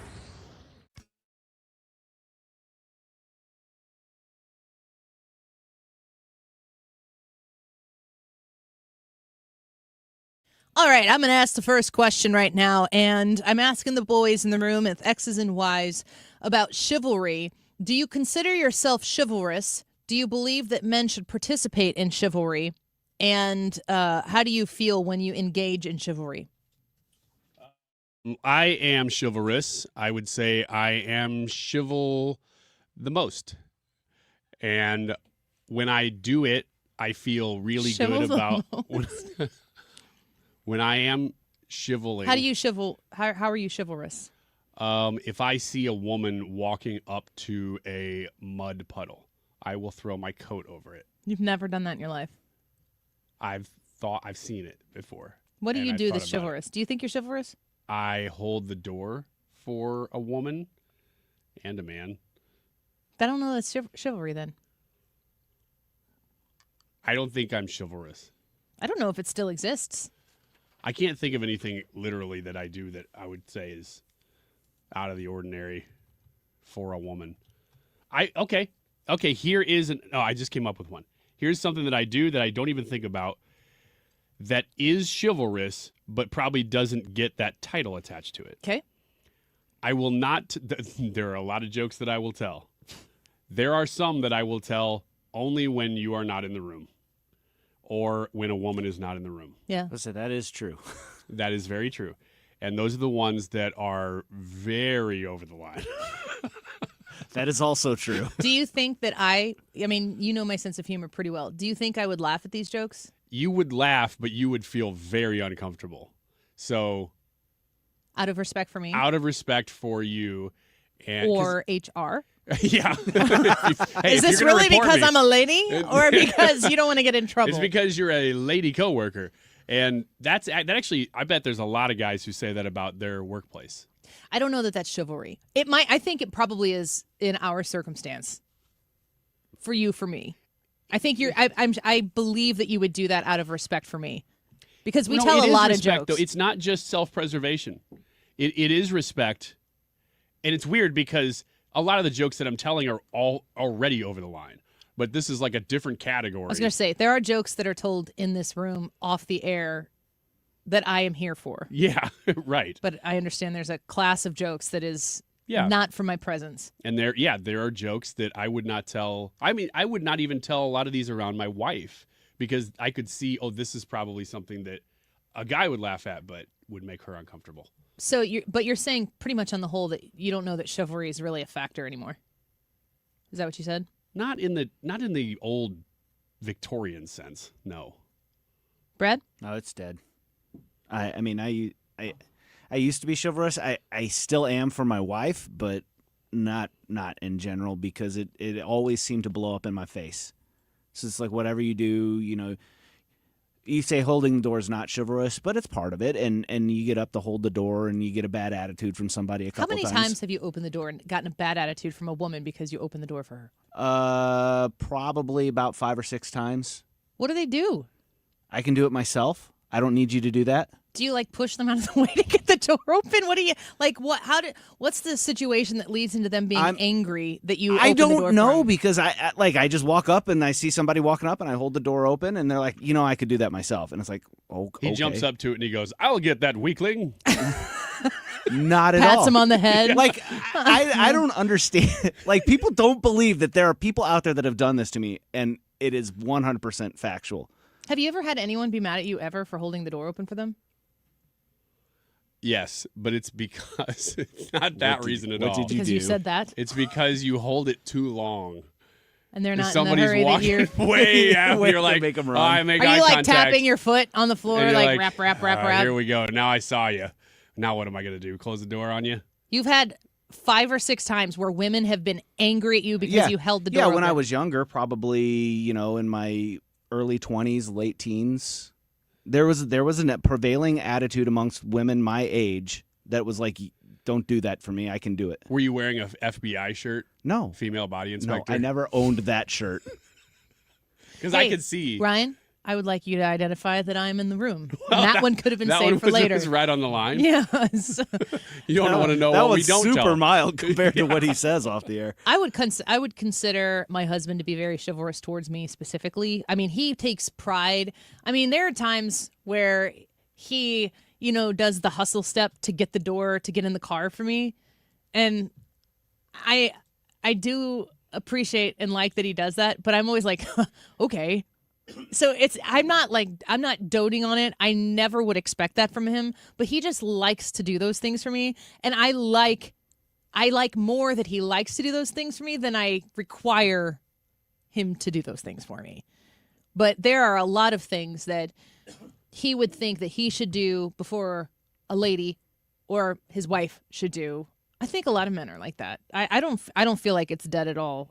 and I apologize on behalf of women for those 6 witches that denigrated you for being nice. One thing I think that we should all agree on that it shouldn't be a part of chivalry or modern conversation at all is that if somebody else You're taking a lot of time here. doesn't have their food yet and you have yours, you should be able to eat it all you want. That's fake news. That's not chivalry. You do that for men and women. I'm just saying in general, I think it's a rule. No, you're just saying you're hungry. I'm just saying if Next I have my question. food and it's hot. Text line. Next question from the text line is from Mike from Waterloo. He says, there is a trend for men to shave their chest hair and pits and for women to let their pit hair grow. What do you think of hairless men and fuzzy women? Hairless men is fine if they want to be hairless. Not a requirement at all. I don't know of any American trend for women to let their armpit hair grow, and I'm grateful that I don't know of that trend and will not be participating in it. I'm not sure if I like the shave your chest guys. I think that's a class of Turn guy off? that yeah, it's a turn. Immediately, I'm like, stop laughing through your sketches. I mean, Better be a swimmer. Like, if you're, are there? I'm asking a question that is going to have connotation that I don't intend. It's just an honest question. Are there overweight men who shave their chest? We should probably have an Annie Frey Show public pool show. I want to know. I would assume that you're shaving your chest because you've worked out and you want to show your pecs and Yeah. you're impressed with what you are uncovering. Right. Yeah, I don't think So I don't have a problem with I don't it if think you want to anybody's- do it. I would suggest waxing over shaving. I would think. Have the you ever only- waxed anything? Yeah. Yeah, you want to know what? Or Yeah, you wanna, I do. You want to hit the end of the Yeah. show? What is it? My eyebrows, Good for you. I'm impressed. but not for a long time. Brad, have you ever waxed anything? The stylist waxed that. What is that? Your unibrow Yeah, it's your eyebrow. space, that Yes. spot right in between your eyes. That's the only thing. All the time? Is Yeah, that not my regular full practice? eyebrow. No, Eyebrows. because I bought a trimmer and I trim it now. It's like, oh, that was kind of like the wake up call. It's like, oh, that is an issue now for you. You need to continue. It's to an do issue that. for pretty much everybody. So Get And those I'm eyebrows talking about waxed. the unibrow. Get I'm your not talking toes about waxed too, so you're not like gnarly hair all over the place. Anyway, will you attend? I was talking to you, Ryan. Will you attend an event centered on America's 250th birthday? Yes, planning to. Already have or no, Ryan? Yeah. Brad? Yes, Which one? the one 4th of July. in O'Fallon. for No, the 4th. planning to. Or already have. Oh, planning to. Oh, planning to. Yeah. Yes, I have and am planning to also. We've got the votes in, and 33% of you said you're not going to do it. Wow. 5% of you say you already have, and 62% are planning on it. Check out the interview we did with Rachel Reisner at the beginning to talk about Freedom 250. You can go to freedom250.org for more details. Mark Reardon Show next. Time now for today's Spotlight on Money, sponsored by LendSeek. How you feel about the economy can depend on the political party that holds the White House. Our partisan beliefs that are